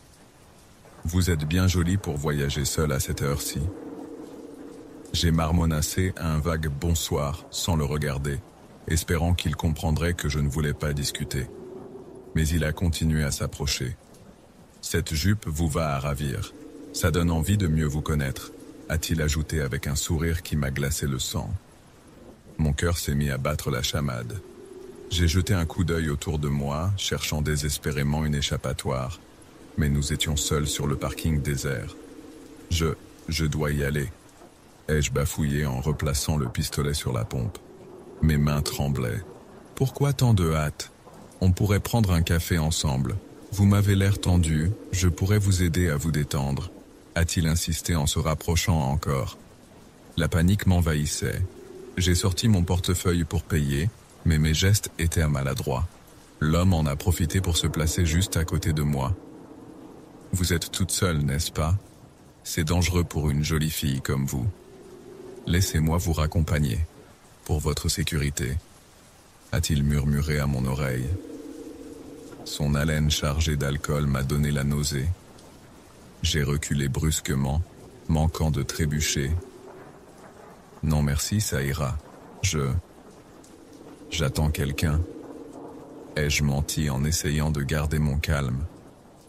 Mais l'homme ne semblait pas décidé à me laisser tranquille. Il a posé sa main sur mon bras, me serrant avec force. « Allons, ne sois pas timide, ma jolie. Je sais que tu es seule. Viens avec moi. On va bien s'amuser, » a-t-il insisté d'un ton menaçant. La terreur m'a submergé. J'ai tenté de me dégager, mais sa poigne était trop forte. Dans un élan de panique, j'ai plongé la main dans mon sac à la recherche de mon spray au poivre. Mes doigts, tremblants, ont fini par le saisir. « Lâchez-moi immédiatement !» ai-je crié en brandissant la bombe de spray. L'homme a eu un mouvement de recul, surpris par ma réaction. J'en ai profité pour m'écarter rapidement et me diriger vers ma voiture. Mais il s'est vite ressaisi et m'a rattrapé en quelques enjambées. « Tu crois que tu peux me menacer, salope ?» a-t-il hurlé en m'agrippant par les cheveux. La douleur m'a arraché un cri. Dans un réflexe désespéré, j'ai appuyé sur le bouton du spray. Le jet a atteint l'homme en plein visage. Il a poussé un hurlement de rage et de douleur, me lâchant pour se frotter frénétiquement les yeux. J'ai profité de ce répit pour courir vers ma voiture. Mes mains tremblaient tellement que j'ai fait tomber mes clés. Je les ai ramassées fébrilement, jetant des regards paniqués par-dessus mon épaule. L'homme titubait dans ma direction en vociférant des insultes. Au moment où j'allais ouvrir ma portière, j'ai entendu le bruit d'un moteur qui approchait. Un énorme camion est entré sur le parking, ses phares puissants illuminant la scène. Il s'est arrêté à quelques mètres de nous dans un crissement de pneus. Un homme corpulent en est descendu précipitamment. « Hé, qu'est-ce qui se passe ici ?» a-t-il crié d'une voix forte. Mon agresseur s'est figé, pris entre deux feux. J'ai saisi cette opportunité pour me précipiter vers le camionneur. « S'il vous plaît, aidez-moi. Cet homme me harcèle et a essayé de m'agresser, » ai-je supplié, au bord des larmes. Le camionneur a immédiatement compris la situation. Il s'est interposé entre moi et l'autre homme, me faisant signe de rester derrière lui. « Écoute-moi bien, espèce d'ordure !» a-t-il grondé en s'adressant à mon agresseur. « Tu vas dégager d'ici tout de suite, sinon je te jure que tu vas le regretter. » L'homme, toujours à moitié aveuglé par le spray, a marmonné quelques insultes mais a fini par battre en retraite. Il est parti en titubant vers le bâtiment principal de la station. Le camionneur s'est tourné vers moi avec un air inquiet. « Ça va aller, mademoiselle ? Vous voulez que j'appelle la police ?» J'ai secoué la tête, encore sous le choc. « Non, non merci. Je veux juste partir d'ici au plus vite. » « Je comprends. Écoutez, je vais rester là le temps que vous repartiez, pour m'assurer que ce salopard ne revienne pas. » Reconnaissante, j'ai hoché la tête et me suis dirigé vers ma voiture d'un pas mal assuré. Le camionneur est resté à côté de son véhicule, surveillant les alentours. Mes mains tremblaient tellement que j'ai eu du mal à insérer la clé dans le contact. Quand j'ai enfin réussi à démarrer, j'ai jeté un dernier regard au camionneur. Il m'a fait un signe de la main, m'indiquant que la voie était libre. J'ai quitté la station-service en trombe, le cœur battant la chamade. Pendant des kilomètres, j'ai constamment vérifié dans mon rétroviseur, terrorisé à l'idée que mon agresseur puisse me suivre. Ce n'est qu'au bout d'une heure que j'ai osé m'arrêter sur une aire d'autoroute très fréquentée. Là, effondré sur mon volant, j'ai finalement craqué. Les larmes ont coulé sans retenue tandis que je réalisais à quel point j'étais passé près du pire. Si ce camionneur n'était pas arrivé à ce moment-là, cette nuit a changé ma façon de voyager. Depuis, je ne m'arrête plus dans des endroits isolés la nuit. Je fais toujours le plein en plein jour, dans des stations fréquentées. Et je garde toujours mon spray au poivre à portée de main. Mais malgré toutes ces précautions, je ne peux m'empêcher de ressentir une bouffée d'angoisse chaque fois que je dois m'arrêter sur la route. L'image de cet homme et la terreur que j'ai ressentie cette nuit-là restent gravées dans ma mémoire. C'est une peur que je porte désormais en moi, un rappel constant des dangers qui peuvent surgir quand on s'y attend le moins. Je sais que j'ai eu de la chance. Mais combien d'autres femmes se retrouvent dans des situations similaires, sans personne pour leur venir en aide? Cette expérience m'a fait prendre conscience de la vulnérabilité des femmes qui voyagent seules. Elle m'a aussi montré l'importance de la solidarité et de l'entraide entre inconnus. Aujourd'hui, quand je vois une femme seule dans une station-service la nuit, je reste dans les parages jusqu'à ce qu'elle reparte. C'est peu, mais si je peux éviter à quelqu'un de vivre ce que j'ai vécu, alors mon calvaire n'aura pas été totalement vain. Cette nuit restera à jamais gravée dans ma mémoire comme l'une des plus terrifiantes de ma vie. Mais elle m'a aussi appris l'importance de la vigilance, de l'autodéfense et de la solidarité.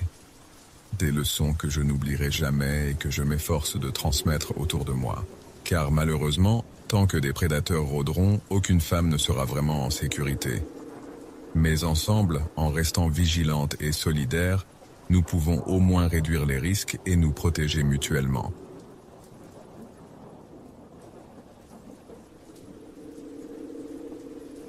J'étais un ado comme les autres, passionné de jeux vidéo et accro à Call of Duty. Ce jour-là, mes parents étaient sortis faire des courses et j'avais la maison pour moi tout seul. J'en ai profité pour me lancer dans une session intense de jeux en ligne. Tout a commencé normalement. J'enchaînais les parties, alternant entre moments de frustration et de satisfaction. Soudain, mon téléphone a vibré. Un message d'un numéro inconnu. « Je t'ai vu jouer. Tu es doué. » J'ai haussé les épaules, pensant que c'était un ami qui avait changé de numéro. Mais les messages ont continué à affluer de plus en plus étranges. « Tu habites une jolie maison. » Mon cœur s'est emballé. Comment pouvait-il savoir ça? J'ai jeté un coup d'œil par la fenêtre, mais je n'ai rien vu d'inhabituel. J'ai essayé de me reconcentrer sur le jeu, mais j'étais distrait. C'est là que j'ai remarqué une silhouette près de la haie du jardin. Elle a disparu en un instant, mais j'étais sûr d'avoir vu quelqu'un. Mon téléphone a de nouveau sonné. Tu as l'air nerveux. Tout va bien? J'ai senti la panique monter. Cette personne pouvait me voir. J'ai fermé tous les rideaux et verrouillé les portes, les mains tremblantes. Les messages sont devenus de plus en plus menaçants. Tu ne peux pas te cacher éternellement. J'arrive. J'ai essayé d'appeler mes parents, mais ils ne répondirent pas. J'étais seul face à cette menace invisible. J'ai entendu un bruit à l'extérieur. Quelqu'un essayait d'ouvrir la porte d'entrée. Mon cœur battait si fort que j'avais l'impression qu'il allait exploser. J'ai couru à l'étage et me suis enfermé dans ma chambre. Les bruits se sont intensifiés. Des pas dans l'escalier. Une respiration lourde derrière ma porte. J'ai attrapé mon téléphone, prêt à appeler la police. Mais avant que je puisse composer le numéro, la porte a volé en éclats. Un homme est entré. Grand, massif, le visage caché par une cagoule. Il tenait un couteau. « Tu pensais pouvoir me ridiculiser comme ça ?» a-t-il grondé. J'ai réalisé avec horreur que c'était un joueur que j'avais battu plus tôt dans la journée. J'ai essayé de lui parler, de le calmer, mais il était hors de contrôle. Il s'est jeté sur moi, le couteau levé. J'ai réussi à l'esquiver de justesse et à me précipiter hors de la chambre. La course-poursuite dans la maison était un cauchemar. Je pouvais entendre ses pas lourds derrière moi, son souffle rauque. J'ai dévalé les escaliers, manquant de tomber à plusieurs reprises. J'ai atteint la cuisine et saisi le premier objet qui me tombait sous la main. Un grand couteau de cuisine. Je me suis retourné tremblant, prêt à me défendre. L'homme est apparu dans l'encadrement de la porte. Il s'est arrêté net en voyant le couteau dans ma main. Pendant un moment qui m'a semblé durer une éternité, nous sommes restés immobiles, nous fixant du regard. C'est à ce moment-là que j'ai entendu les sirènes. Apparemment, un voisin avait entendu le vacarme et appelé la police. L'homme a paniqué. Il a fait demi-tour et s'est enfui par la porte d'entrée. Les policiers sont arrivés quelques minutes plus tard. J'étais en état de choc, incapable de parler cohéremment. Ils ont sécurisé la maison et pris ma déposition. Mes parents sont rentrés peu après, horrifiés par ce qui s'était passé. L'enquête a révélé que l'homme était un joueur compulsif qui avait perdu beaucoup d'argent en pariant sur des parties de Call of Duty. Ma victoire écrasante l'avait fait basculer dans la folie. Il avait réussi à obtenir mon adresse en piratant le serveur du jeu. Les jours qui ont suivi ont été difficiles. Je sursautais au moindre bruit. J'avais peur de sortir de chez moi. Mes parents ont insisté pour que je voie un psychologue, ce qui m'a aidé à surmonter ce traumatisme. Cette expérience m'a ouvert les yeux sur les dangers potentiels des jeux en ligne. J'ai appris à être beaucoup plus prudent avec mes informations personnelles. J'ai aussi réalisé à quel point la frontière entre le virtuel et le réel pouvait être mince pour certaines personnes. Aujourd'hui, je joue encore à des jeux vidéo, mais je suis beaucoup plus vigilant. Je ne prends plus les interactions en ligne à la légère. Cette histoire m'a montré que derrière chaque avatar se cache une vraie personne, avec ses propres problèmes et démons. Je ne souhaite à personne de vivre une telle expérience. C'est un rappel brutal que le monde virtuel peut avoir des conséquences très réelles. J'espère que mon histoire servira d'avertissement à d'autres joueurs, surtout les plus jeunes. La police a fini par arrêter l'homme quelques jours plus tard. Il a été inculpé pour harcèlement et tentative d'agression. Savoir qu'il était derrière les barreaux m'a apporté un certain soulagement. Mais les cauchemars ont persisté pendant des mois. J'ai aussi dû faire face à une vague de culpabilité. Je me demandais si j'avais fait quelque chose pour provoquer une telle réaction. Mon psychologue m'a aidé à comprendre que je n'étais en aucun cas responsable des actions de cet homme. Cette expérience a changé ma façon de voir les jeux en ligne. Je suis devenu plus conscient de l'impact que mes actions dans le jeu peuvent avoir sur les autres. J'essaie maintenant d'être plus empathique, même envers mes adversaires virtuels. J'ai aussi commencé à m'impliquer dans des campagnes de sensibilisation sur la sécurité en ligne. Je partage mon histoire dans les écoles et les clubs de jeux vidéo, espérant que cela aidera d'autres jeunes à éviter des situations similaires. Mes parents ont installé un système de sécurité à la maison, avec des caméras et une alarme. Cela m'a aidé à me sentir plus en sécurité, mais il m'a fallu du temps pour me sentir vraiment à l'aise chez moi à nouveau. J'ai appris l'importance de la communication avec mes parents. Maintenant, je leur parle ouvertement de mes activités en ligne. Ils sont plus impliqués dans ma vie numérique, ce qui nous a en fait rapprochés. Cette expérience m'a aussi fait réfléchir sur la nature de la compétition dans les jeux vidéo. J'ai réalisé que pour certains, gagner ou perdre pouvait avoir des conséquences émotionnelles graves. Cela m'a rendu plus conscient de la façon dont je traite mes adversaires en ligne. Aujourd'hui, quand je joue, je suis toujours un peu sur mes gardes. Chaque message d'un inconnu me fait encore frissonner. Mais je refuse de laisser la peur contrôler ma vie ou m'empêcher de profiter de ma passion pour les jeux vidéo. Cette histoire m'a montré à quel point le monde peut être imprévisible et dangereux, même dans les endroits où on se sent le plus en sécurité. Mais elle m'a aussi montré ma propre force et ma capacité à surmonter l'adversité. Je ne serai plus jamais le même adolescent insouciant que j'étais avant cet incident. Mais d'une certaine façon, je suis reconnaissant pour les leçons que j'ai apprises. Elles m'ont rendu plus fort, plus sage et plus conscient du monde qui m'entoure.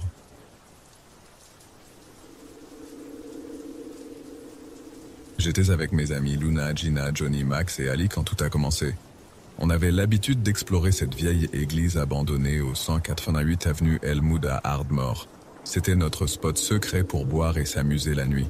On pensait que c'était juste une ruine inoffensive. Mais ce soir-là, j'ai compris qu'on avait tort. C'était une soirée d'automne assez fraîche. Les feuilles mortes craquaient sous nos pas alors qu'on approchait du bâtiment délabré. L'église se dressait devant nous, imposante et lugubre dans l'obscurité. Ses vitraux brisés ressemblaient à des yeux vides nous fixant. Un frisson m'a parcouru l'échine, mais j'ai mis ça sur le compte du froid.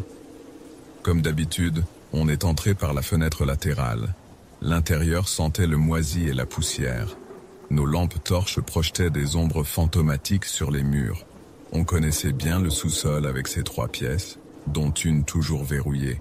On n'avait jamais réussi à l'ouvrir malgré nos efforts. On a commencé à boire et à rigoler, essayant de se faire peur avec des histoires de fantômes. L'ambiance était cool, on se sentait invincible comme seuls les ados peuvent l'être. Puis soudain, un bruit sourd a retenti. Une porte venait de claquer violemment quelque part dans l'église. On a tous sursauté. Luna a lâché un cri strident qui a résonné dans tout le bâtiment. « C'était quoi ça ?» a demandé Gina, la voix tremblante. Johnny a bafouillé que c'était sûrement le vent, mais on savait tous que c'était faux. Il n'y avait pas le moindre souffle d'air. La panique a commencé à monter. Luna, Gina et Johnny ont décidé de partir sur le champ. « Venez, on se casse d'ici !» a crié Johnny en se précipitant vers la sortie. Les filles l'ont suivi sans hésiter. En quelques secondes, ils avaient disparu, nous laissant Max, Ali et moi seuls dans l'obscurité. Le silence qui a suivi était assourdissant. On entendait nos respirations saccadées et les battements affolés de nos cœurs. « On devrait peut-être y aller aussi », a murmuré Ali. Mais la curiosité l'a emporté. On voulait savoir ce qui avait provoqué ce bruit. Armés de nos lampes, on a commencé à explorer les lieux. Chaque craquement du plancher nous faisait sursauter. L'atmosphère était devenue oppressante, comme si quelque chose nous observait. Au fond de moi, je savais qu'on n'aurait pas dû rester, mais impossible de faire demi-tour maintenant. C'est là qu'on a remarqué quelque chose d'étrange. La porte de la pièce qui était toujours verrouillée était entr'ouverte. Un mince filet de lumière s'en échappait. Max a poussé doucement le battant qui a grincé sinistrement. La pièce était petite et poussiéreuse. Au centre trônait une vieille commode surmontée d'un miroir fendu. Ce qui nous a glacé le sang, c'étaient les taches rouges sur le bois. Elles semblaient encore humides, comme si elles venaient d'être faites. Alice s'est approchée, tremblante. « C'est du sang ?» a-t-elle chuchoté. Personne n'a osé vérifier. À côté des taches, il y avait une photo en noir et blanc. Elle représentait une jeune mariée souriante. Son visage était étrangement familier, comme si je l'avais déjà vu quelque part. Soudain, un bruit de pas a résonné à l'étage. On s'est figé, retenant notre souffle. Les pas se rapprochaient lentement, faisant grincer le vieux plancher. Mon cœur battait si fort que j'avais l'impression qu'il allait sortir de ma poitrine. Faut qu'on se tire d'ici, maintenant, a soufflé Max. On n'a pas attendu une seconde de plus. On s'est précipité vers la sortie, dévalant les escaliers 4 à 4. J'entendais les pas nous suivre de plus en plus proches. Au moment de passer par la fenêtre, j'ai jeté un dernier coup d'œil en arrière. Ce que j'ai vu m'a glacé le sang. Une silhouette se tenait dans l'embrasure d'une porte, nous observant. Elle était floue, comme faite de fumée, mais je distinguais clairement une robe de mariée. On a couru comme des dingues jusqu'à être hors de vue de l'église. Une fois en sécurité, on s'est effondré, haletant et terrorisé. Personne n'a parlé pendant un long moment. Qu'est-ce qu'on venait de vivre? Les jours suivants, on a essayé de comprendre ce qui s'était passé. On est retourné voir l'église en plein jour, mais elle avait disparu. À la place, il y avait un terrain vague, comme si le bâtiment n'avait jamais existé. Les habitants du coin nous ont regardés bizarrement quand on a posé des questions. Personne ne semblait se souvenir d'une église à cet endroit. J'ai fait des recherches sur l'histoire d'Ardmore, espérant trouver une explication. J'ai découvert qu'une église avait effectivement existé à cette adresse, mais elle avait été démolie il y a plus de 50 ans. Comment avait-on pu y entrer alors? La photo de la mariée me hantait. J'ai fini par la retrouver dans de vieilles archives locales. C'était Margaret Ellington, disparue mystérieusement le jour de son mariage en 1923. Son corps n'a jamais été retrouvé. Aujourd'hui encore, je ne sais pas ce qui s'est vraiment passé cette nuit-là. Était-ce une hallucination collective? Un portail vers le passé? Ou quelque chose de bien plus sinistre? Mes amis préfèrent ne plus en parler, comme si nier l'expérience pouvait effacer son souvenir. Mais moi, je n'arrive pas à oublier. Parfois, la nuit, je me réveille en sursaut, persuadé d'entendre le grincement de cette porte qui claque. Et dans mes cauchemars, je revois toujours cette silhouette brumeuse en robe de mariée, m'observant depuis les ténèbres de l'église abandonnée. Cette expérience a changé quelque chose en moi. J'ai l'impression d'avoir entrevu un monde caché, juste derrière le voile de la réalité. Un monde peuplé de secrets et de mystères que notre esprit rationnel refuse d'accepter. Et parfois, quand je passe devant un vieil immeuble abandonné, je ne peux m'empêcher de me demander quels secrets il renferme. Je sais que beaucoup ne me croiront pas. Parfois, je doute moi-même de ce que j'ai vu. Mais au fond de moi, je sais que quelque chose s'est produit cette nuit-là dans cette église. Quelque chose qui défie toute explication logique. Et peut-être que c'est mieux ainsi. Peut-être que certains mystères doivent rester non résolus. Depuis, je n'ai plus jamais mis les pieds dans un bâtiment abandonné. L'excitation de l'exploration a laissé place à une peur viscérale, car maintenant, je sais que ces lieux oubliés peuvent abriter bien plus que de la poussière et des souvenirs. Ils peuvent être des portes vers l'inconnu, vers des réalités que notre esprit n'est pas prêt à accepter. Cette expérience m'a appris que le monde est bien plus vaste et mystérieux que ce que nous pensons. Qu'il existe des choses au-delà de notre compréhension, tapies dans l'ombre, attendant d'être découvertes. Et parfois, quand le vent souffle dans les arbres la nuit, je me demande si ce n'est pas le murmure lointain de Margaret Ellington, errant encore dans les vestiges d'une église qui n'existe plus. Je ne sais pas si un jour je comprendrai vraiment ce qui s'est passé cette nuit-là. Mais une chose est sûre, je ne regarderai plus jamais un bâtiment abandonné de la même façon. Car désormais, je sais que derrière ces murs délabrés peuvent se cacher des secrets bien plus terrifiants que tout ce que l'on peut imaginer. Des secrets qui, peut-être, feraient mieux de rester enfouis à jamais.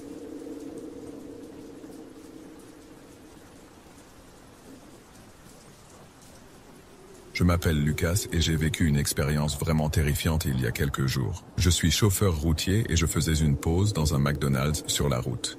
C'était une soirée ordinaire, je pensais juste manger un morceau rapidement avant de reprendre la route. J'étais dans la file du drive-in quand j'ai remarqué une vieille Volkswagen garée dans un coin sombre du parking. Je ne sais pas pourquoi, mais quelque chose dans cette voiture m'a mis mal à l'aise. Peut-être son aspect délabré ou la façon dont elle était garée. Comme si son propriétaire voulait rester discret.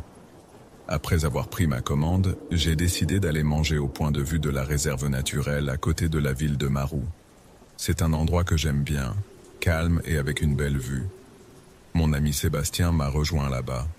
Quand je suis arrivé sur le parking de la réserve, mon cœur a fait un bond. La même Volkswagen était là.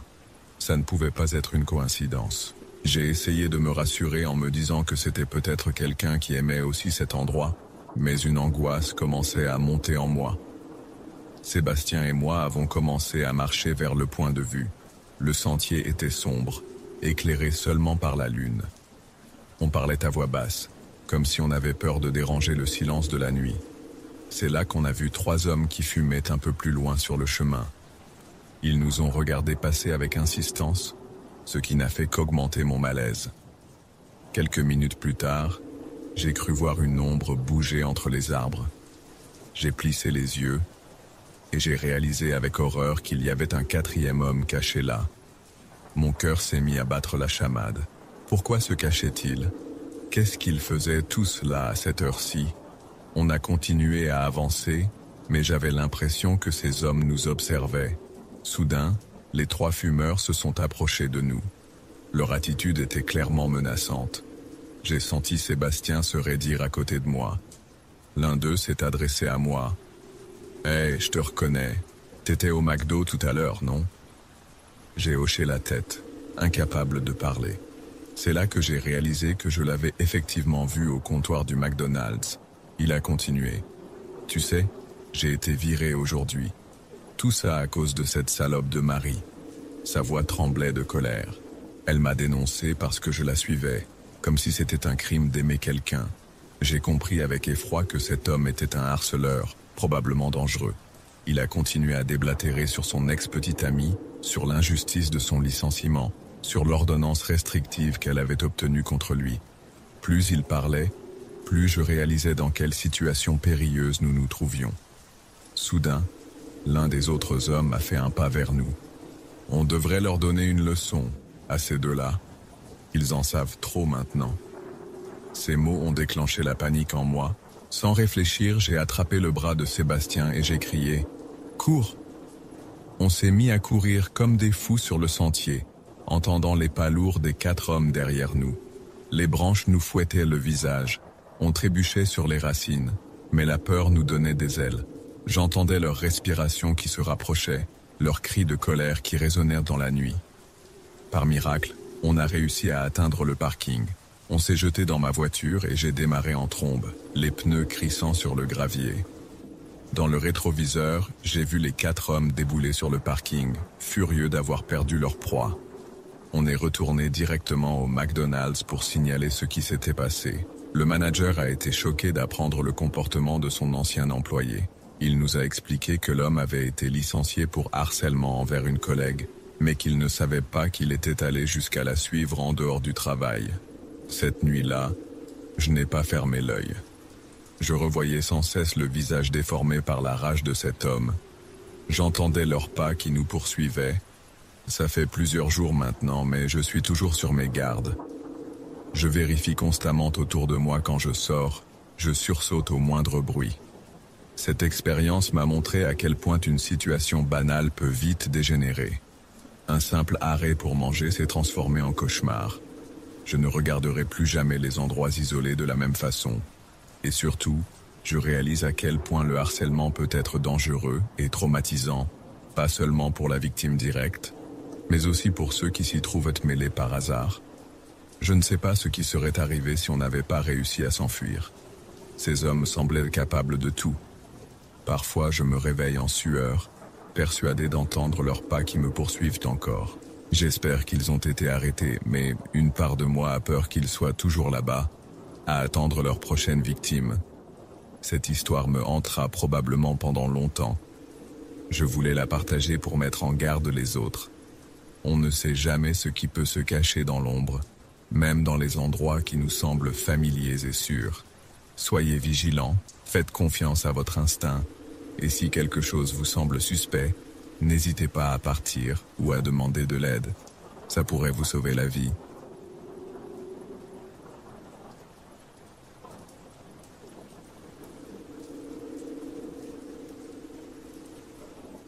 C'était censé être des vacances de printemps parfaites. Moi et mes 3 meilleurs potes de la fac, on avait prévu de s'offrir une petite escapade dans un Airbnb paumé en Californie. L'idée, c'était de décompresser loin du stress des examens et de profiter du calme de la nature. Si seulement on avait su. Ça faisait des mois qu'on économisait pour ce trip. On avait tous bossé comme des dingues pendant l'année pour pouvoir se le permettre. Quand on a finalement trouvé cette baraque isolée au milieu des bois sur Airbnb, on était aux anges. Les photos montraient une jolie maison en bois avec une grande terrasse donnant sur la forêt. Le proprio vantait le calme absolu et la possibilité de faire des randos. Bref, tout ce qu'on cherchait. Le jour J, on a loué une bagnole et on a pris la route. Plus on s'enfonçait dans l'arrière-pays, plus on était excité. La route serpentait à travers des paysages de dingue, avec des séquoias géants de chaque côté. Au bout de 3 heures de route, on a fini par arriver devant un petit chemin de terre qui s'enfonçait dans les bois. Le GPS nous indiquait que c'était là. On a garé la voiture devant la maison et là, premier choc. La baraque était encore plus belle en vrai que sur les photos. Une grande maison en rondin de bois sur 2 étages, avec une terrasse qui faisait tout le tour. Le cadre était juste ouf, on se serait cru dans un film. Tout autour, que des arbres à perte de vue. Le silence était total, à part le chant des oiseaux. On est entré, et l'intérieur était nickel. Tout était propre et bien aménagé, avec une déco un peu rustique mais sympa. Il y avait 3 chambres à l'étage, un grand salon avec cheminée au RDC et une cuisine toute équipée. Sur la table du salon, le proprio avait laissé une bouteille de vin avec un mot de bienvenue. On s'est tout de suite senti comme chez nous. Le reste de la journée, on l'a passé à explorer les environs. Il y avait plusieurs sentiers de rando qui partaient directement derrière la maison. On a fait une petite balade d'1 heure, histoire de se dégourdir les jambes après la route. Le coin était vraiment magnifique, avec des arbres immenses et des points de vue à couper le souffle sur les vallées en contrebas. Le soir, on a fait un barbecue sur la terrasse en profitant du coucher de soleil. L'ambiance était parfaite, on rigolait, on buvait des bières. Bref, on kiffait notre vie. Vers minuit, crevé par le voyage, on est tous allés se coucher. J'ai dormi comme un loir cette nuit-là. Le lendemain matin, on s'est levé tard et on a pris un brunch sur la terrasse. Le temps était superbe, pas un nuage à l'horizon. On a décidé de faire une grosse rando pour la journée. On est parti vers 11 heures avec des sandwichs et de l'eau dans nos sacs. La balade était franchement belle. On est monté jusqu'à un point de vue où on dominait toute la vallée. C'était à couper le souffle. On est rentré en fin d'après-midi, un peu fatigué mais content de notre journée. Après une bonne douche, on s'est posé dans le salon pour jouer aux cartes en attendant l'heure du dîner. C'est là que les choses ont commencé à devenir bizarres. Il devait être 19 heures quand on a entendu un bruit sourd venant de l'extérieur. Comme si quelque chose de lourd était tombé sur le toit. On s'est tous regardés, un peu surpris. Mon pote Tom est allé jeter un coup d'œil dehors, mais il n'a rien vu de spécial. On s'est dit que c'était sûrement une grosse branche qui était tombée d'un arbre. Mais 10 minutes plus tard, rebelote. Cette fois, c'était plus fort, comme si quelqu'un avait jeté un rocher sur le toit. Là, on a commencé à flipper un peu. J'ai proposé d'aller voir dehors tous ensemble, mais les autres n'ont pas voulu. Du coup, on est resté à l'intérieur, aux aguets. Pendant 1 heure, plus rien. On a fini par se détendre et on a commencé à préparer le dîner. C'est là que ça a vraiment dérapé. D'un coup, toutes les lumières de la maison se sont mises à clignoter comme des folles. Ça a duré genre 30 secondes, impossible d'arrêter ça. Puis tout s'est éteint d'un coup. On était dans le noir complet, complètement flippé. Sarah a sorti son portable pour éclairer un peu. J'ai voulu aller voir le compteur électrique, mais les autres m'ont supplié de pas sortir. Du coup, on est resté groupés dans le salon, à attendre que le courant revienne. C'est là qu'on a entendu les bruits, des espèces de grognements sourds qui venaient de dehors. Ça ressemblait pas à un animal qu'on connaissait. C'était grave, presque inhumain. Ça nous a glacé le sang. Soudain, quelque chose a violemment frappé contre la porte d'entrée, comme si on essayait de la défoncer. On a tous sursauté en criant. Les coups ont continué, de plus en plus fort. La porte tremblait sur ses gonds. Là, c'était la panique totale. Les filles hurlaient, Tom essayait de les calmer. Moi j'ai attrapé un tisonnier près de la cheminée, prêt à me défendre. Les coups ont continué pendant ce qui m'a semblé une éternité. Puis d'un coup, plus rien. Le silence est retombé, encore plus flippant que le bruit. On n'osait plus bouger ni respirer. Au bout de quelques minutes, le courant est revenu.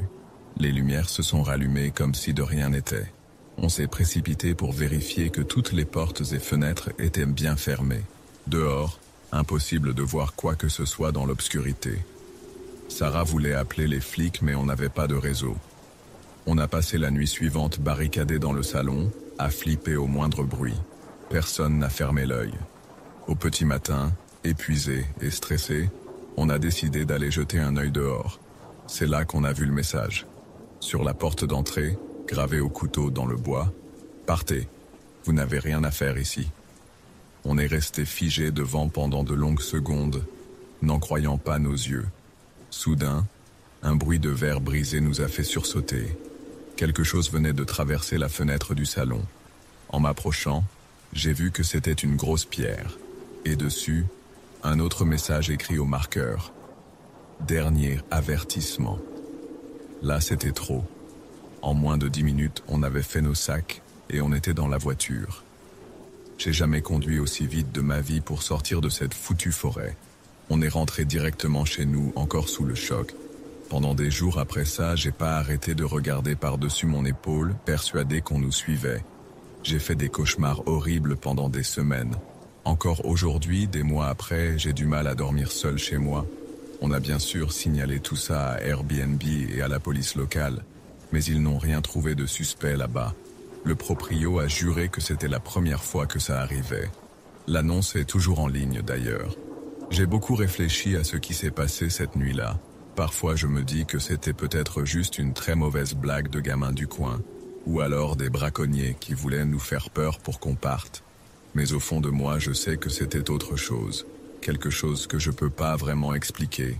Ces bruits, cette force contre la porte, c'était pas humain. Et ces messages, comment ils ont pu apparaître aussi vite? Ce qui me fait le plus flipper, c'est de me dire que si on n'était pas parti tout de suite, qu'est-ce qui se serait passé? Qu'est-ce qui nous attendait vraiment dans ces bois? J'en ai parlé à un psy récemment. Il m'a dit que c'était sûrement le stress et la fatigue qui nous avaient fait imaginer tout ça. Que notre cerveau avait amplifié des événements banals. Mais je sais ce que j'ai vu et entendu cette nuit-là. Depuis, j'évite les endroits trop isolés. Les forêts me foutent une trouille bleue. Mes potes aussi ont gardé des séquelles. Tom fait des crises d'angoisse dès qu'il entend un bruit bizarre la nuit. Sarah dort plus jamais sans veilleuse. Je sais pas si un jour on comprendra vraiment ce qui s'est passé. Mais une chose est sûre, plus jamais je remettrai les pieds dans un Airbnb paumé au milieu de nulle part. Ces vacances de printemps resteront à jamais le pire cauchemar de ma vie. Mediwam Endor. Je n'étais qu'un gamin de 10 ans, insouciant et plein d'énergie pour le dernier jour d'école avant les grandes vacances. L'excitation était à son comble dans la classe, on ne tenait plus en place. La cloche a enfin sonné et on s'est tous précipités dehors en criant de joie. J'attendais ma mère sur le parking comme d'habitude quand un homme s'est approché de moi. Il avait l'air sympa, avec un grand sourire. « Salut mon grand, je suis l'oncle de Denise, ta copine de classe. Elle m'a demandé de venir te chercher, on va lui faire une surprise pour fêter la fin de l'année. » Sur le moment, ça ne m'a pas paru bizarre. Denise m'avait justement parlé de son oncle cool qui habitait pas loin. Et puis l'homme connaissait son prénom, ça semblait logique. J'ai quand même demandé à mon prof qui passait par là. Il a à peine jeté un coup d'œil et a dit que c'était bon, que je pouvais y aller. Maintenant, je me dis qu'il devait être pressé de partir en vacances lui aussi. L'homme m'a fait monter dans sa voiture. Au début, on discutait normalement. Il me posait des questions sur l'école. Mais au bout d'un moment, j'ai remarqué qu'on s'éloignait de la ville. « On va où exactement ?» j'ai demandé. Il a répondu vaguement qu'on allait chez lui chercher un cadeau pour Denise. Un sentiment de malaise a commencé à monter en moi. Quelque chose clochait, mais je n'arrivais pas à mettre le doigt dessus. On a fini par arriver devant une vieille maison isolée. L'homme est descendu et m'a fait signe de le suivre. J'hésitais, mais je ne savais pas quoi faire d'autre. J'étais perdu au milieu de nulle part. À l'intérieur, C'était sombre et ça sentait le renfermer. L'homme a verrouillé la porte derrière nous. Mon cœur s'est mis à battre la chamade. Il m'a poussé vers une autre porte. « Allez, viens, on va chercher le cadeau dans la cave. » Sa voix avait changé. Elle était devenue dure et menaçante. La panique m'a envahi d'un coup. J'ai compris que j'étais en grand danger.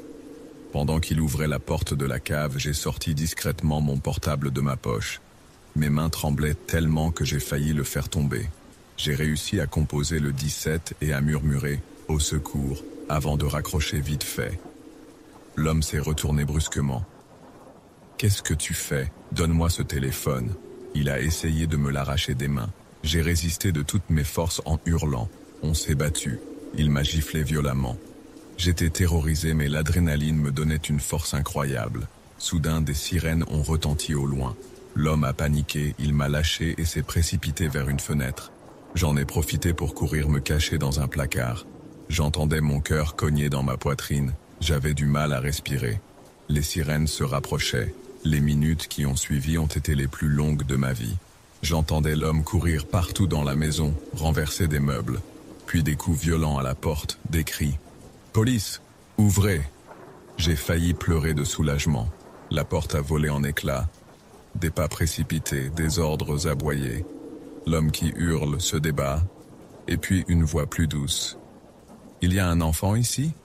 Tu peux sortir, c'est fini, tu ne risques plus rien. » Je suis sorti en tremblant de ma cachette. Un policier m'a pris dans ses bras, m'a emmené dehors. Tout est devenu flou après ça. Je me souviens vaguement de l'arrivée de mes parents en larmes, des questions des enquêteurs. J'étais comme dans du coton, incapable de réaliser ce qui venait de se passer. Les jours et les semaines qui ont suivi ont été difficiles. Je faisais des cauchemars. Je ne voulais plus sortir seul.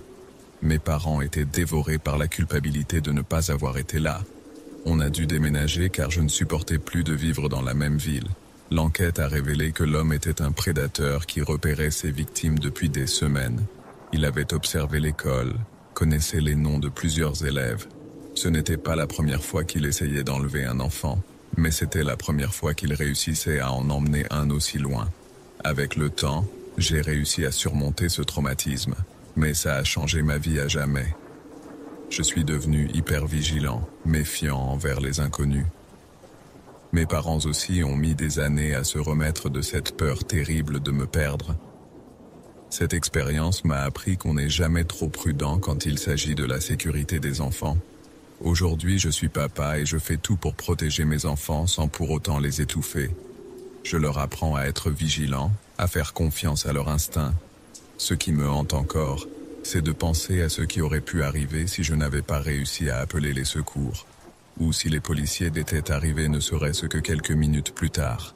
J'ai eu beaucoup de chance ce jour-là, mais je sais que tous les enfants n'ont pas cette chance. Je repense souvent à mon professeur qui m'a laissé partir sans vérifier. Je ne lui en veux pas. Il ne pouvait pas savoir. Mais ça montre à quel point il faut être vigilant, même dans des situations qui semblent anodines.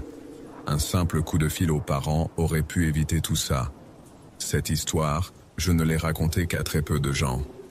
C'est encore douloureux d'en parler, mais je pense que c'est important de témoigner pour que les gens réalisent que ça peut arriver n'importe où, n'importe quand, même dans une petite ville tranquille, même en plein jour, même à la sortie de l'école. Je me demande parfois ce qu'est devenu cet homme. Est-il toujours en prison ? A-t-il recommencé après sa sortie ?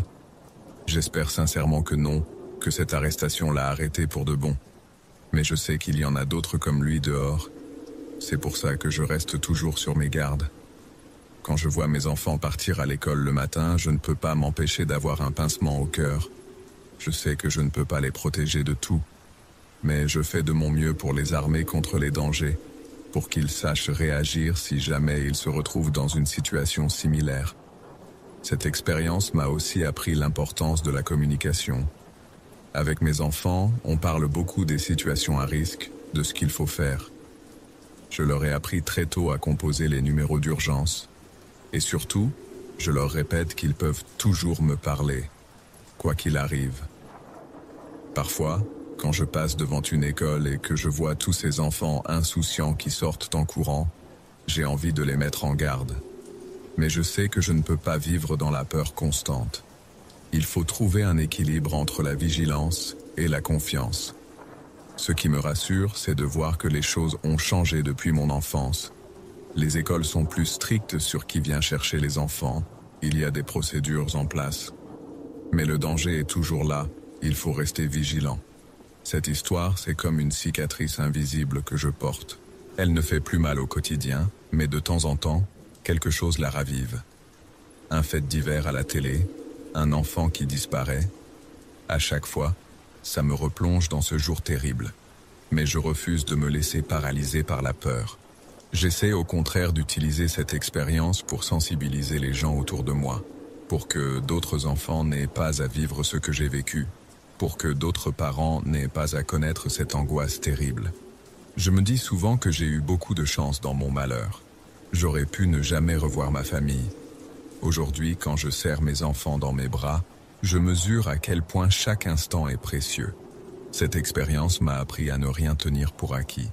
Ce qui me frappe aussi avec le recul, c'est la rapidité avec laquelle tout a basculé. En l'espace de quelques minutes, je suis passé d'un gamin insouciant à une victime terrifiée. Ça m'a appris que le danger peut surgir n'importe quand, qu'il faut toujours rester sur ses gardes. Malgré tout, je refuse de transmettre ma peur à mes enfants. Je veux qu'ils grandissent confiants, pas méfiants de tout. C'est un équilibre délicat à trouver, entre la prudence nécessaire et la joie de vivre. Mais je pense que c'est le meilleur héritage que je puisse leur laisser. Cette histoire fait partie de moi maintenant. Elle m'a forgé, pour le meilleur et pour le pire. J'espère qu'en la partageant, je peux aider d'autres personnes à rester vigilantes. Pas pour vivre dans la peur, mais pour être prêts à réagir si jamais le pire devait arriver.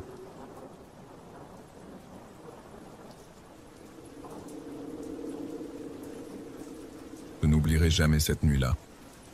C'était il y a 5 ans, mais les souvenirs sont toujours aussi vivaces, comme si tout s'était passé hier. J'étais en terminale à l'époque, et nous venions de remporter un match de foot important contre notre école rivale. L'ambiance était électrique. Nous étions tous euphoriques après cette victoire. Après le match, mes amis et moi avons décidé de prolonger un peu la soirée. Il faisait déjà nuit noire, mais nous étions tellement excités que nous n'avions pas envie de rentrer chez nous. C'est là que Thomas a eu l'idée d'aller explorer les bois qui bordèrent le terrain de foot. Sur le moment, ça nous a semblé une super idée. On était jeunes, insouciants, on avait envie d'aventure. Nous étions 5, Thomas, Julien, Maxime, Antoine et moi. Armés de nos téléphones portables en guise de lampe torche, nous nous sommes enfoncés dans les bois. Au début, l'ambiance était plutôt bon enfant. On rigolait, on se chambrait. Mais plus on s'enfonçait dans la forêt, plus le silence devenait pesant. Les arbres semblaient se refermer sur nous, leurs branches formant comme un plafond au-dessus de nos têtes. La lumière de nos téléphones ne perçait qu'à peine l'obscurité. J'ai commencé à ressentir un malaise diffus, comme si quelque chose n'allait pas. Mais je n'ai rien dit, ne voulant pas passer pour une poule mouillée devant mes potes. Soudain, Maxime s'est arrêté net. « Vous avez entendu ça ?» a-t-il chuchoté. On s'est tous figés, tendant l'oreille. Au début, je n'ai rien perçu. Puis j'ai entendu comme un bruissement, un froissement de feuilles. Mais ce n'était pas le bruit du vent dans les arbres. C'était plus délibéré, comme si quelque chose de très grand se déplaçait avec précaution. « C'est sûrement un animal », a dit Antoine, mais sa voix tremblait légèrement. On a continué d'avancer, mais beaucoup plus lentement, sur nos gardes. L'atmosphère avait complètement changé. La forêt, qui nous avait semblé si accueillante quelques minutes plus tôt, était maintenant menaçante. C'est là que je l'ai vue, entre 2 arbres, à une vingtaine de mètres de nous. Une silhouette féminine, immense, qui devait faire au moins 3 mètres de haut. Elle était là, immobile, nous observant. J'ai cru d'abord à une illusion d'optique, un jeu d'ombre. Mais quand j'ai pointé ma lumière dans sa direction, j'ai vu son visage. Un visage de femme, pâle, presque translucide, avec des yeux noirs comme des puits sans fond. J'ai voulu crier, mais aucun son n'est sorti de ma bouche. Mes amis l'ont vu aussi, car j'ai entendu leurs exclamations étouffées. La créature n'a pas bougé pendant ce qui m'a semblé une éternité. Puis, lentement, très lentement, elle a commencé à grandir. Pas à s'approcher, non, à grandir. Elle s'étirait vers le ciel, devenant de plus en plus haute, sans faire le moindre bruit. Quand elle a atteint une taille impossible, dépassant la cime des arbres, elle a ouvert la bouche. Sa voix était un murmure, mais on l'entendait comme si elle nous parlait à l'oreille. « Vous ne devriez pas être ici, partez, maintenant ». Je ne me souviens pas avoir pris la décision de courir. Mes jambes ont bougé toutes seules. J'ai entendu mes amis crier et le bruit de leurs pas précipités derrière moi. On a couru comme on n'avait jamais couru, trébuchant sur les racines, nous écorchant aux branches basses. Je n'osais pas regarder en arrière, terrifié à l'idée de voir cette chose nous poursuivre. On a fini par déboucher sur le terrain de foot, haletant, en sueur, complètement paniqué. On s'est effondré dans l'herbe, incapable de parler pendant plusieurs minutes. Quand on a enfin retrouvé notre souffle, on s'est regardé, les yeux écarquillés. « Vous avez vu ça ?» a balbutié Julien. On a tous hoché la tête, incapables de mettre des mots sur ce qu'on venait de vivre. Le reste de la nuit est un peu flou dans ma mémoire. Je me souviens qu'on a fini par rentrer chez nous, chacun de son côté. Je n'ai pas fermé l'œil cette nuit-là, sursautant au moindre bruit. Le lendemain, on s'est retrouvés au lycée. On avait tous des cernes jusqu'au menton. On a essayé d'en parler, de comprendre ce qui s'était passé. Mais plus on en discutait, moins ça avait de sens. Une femme géante qui grandit. Une voix qui nous parle sans qu'on voie de bouche bouger. C'était impossible. On a fini par se mettre d'accord pour ne plus en parler. Pas par peur qu'on ne nous croie pas, on savait tous ce qu'on avait vu, mais parce que ça nous terrifiait trop d'y repenser. Les jours ont passé, puis les semaines, les mois. La vie a repris son cours normal. Mais quelque chose avait changé en nous. On ne regardait plus la forêt de la même façon. On évitait soigneusement de s'en approcher la nuit. Et parfois, quand le vent soufflait fort dans les arbres, on échangeait un regard. Et je savais qu'on pensait tous à la même chose. 5 ans ont passé, et je n'ai toujours pas d'explication rationnelle pour ce qui s'est passé cette nuit-là. J'ai cherché, pourtant. J'ai lu des livres sur les phénomènes paranormaux, j'ai parcouru des forums de discussion en ligne. J'ai même osé retourner dans ces bois, en plein jour, espérant trouver un indice, une explication. Mais il n'y avait rien, juste des arbres, des feuilles mortes, le chant des oiseaux. Parfois, je me demande si on n'a pas tout imaginé, si la fatigue, l'excitation du match, l'obscurité n'ont pas joué des tours à nos esprits. Mais quand je repense à cette voix, à ce visage pâle aux yeux noirs, je sais que c'était réel, trop réel. Mes amis et moi, on n'en parle plus. On a pris des chemins différents après le lycée, mais on reste en contact. De temps en temps, l'un de nous envoie un message. « Vous vous souvenez de cette nuit-là » On répond tous par un simple « oui » et le sujet est clos. C'est devenu notre secret, notre fardeau commun.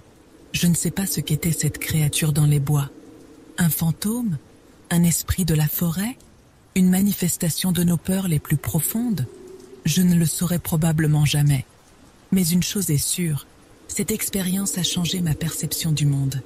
Elle m'a fait prendre conscience que l'univers est bien plus vaste et mystérieux que ce que nous pouvons imaginer. Aujourd'hui encore, quand je passe près d'une forêt la nuit, je ne peux m'empêcher de scruter l'obscurité entre les arbres. Et parfois, juste parfois, j'ai l'impression de voir une silhouette immense se dessiner dans l'ombre. Dans ces moments-là, j'entends à nouveau cette voix, ce murmure qui résonne dans ma tête. Vous ne devriez pas être ici. Et je pars. Vite. Très vite. Parce que certaines choses sont mieux laissées dans l'ombre. Certains mystères ne sont pas faits pour être résolus. Et quelque part, au fond de moi, je sais que si je m'aventurais à nouveau dans ces bois la nuit, je pourrais bien ne jamais en ressortir. Cette expérience m'a appris une chose. Il y a des forces dans ce monde qui nous dépassent. Des réalités que notre esprit rationnel ne peut pas appréhender. Et parfois, la seule chose à faire est d'accepter que certaines questions resteront sans réponse. Mais une chose est sûre, je n'oublierai jamais cette nuit-là, cette rencontre impossible dans les bois. Et chaque fois que je ferme les yeux, je peux encore voir ce visage pâle, ces yeux noirs, cette silhouette qui s'étire vers le ciel. Un rappel constant que le monde est bien plus étrange et effrayant que nous ne voulons bien l'admettre.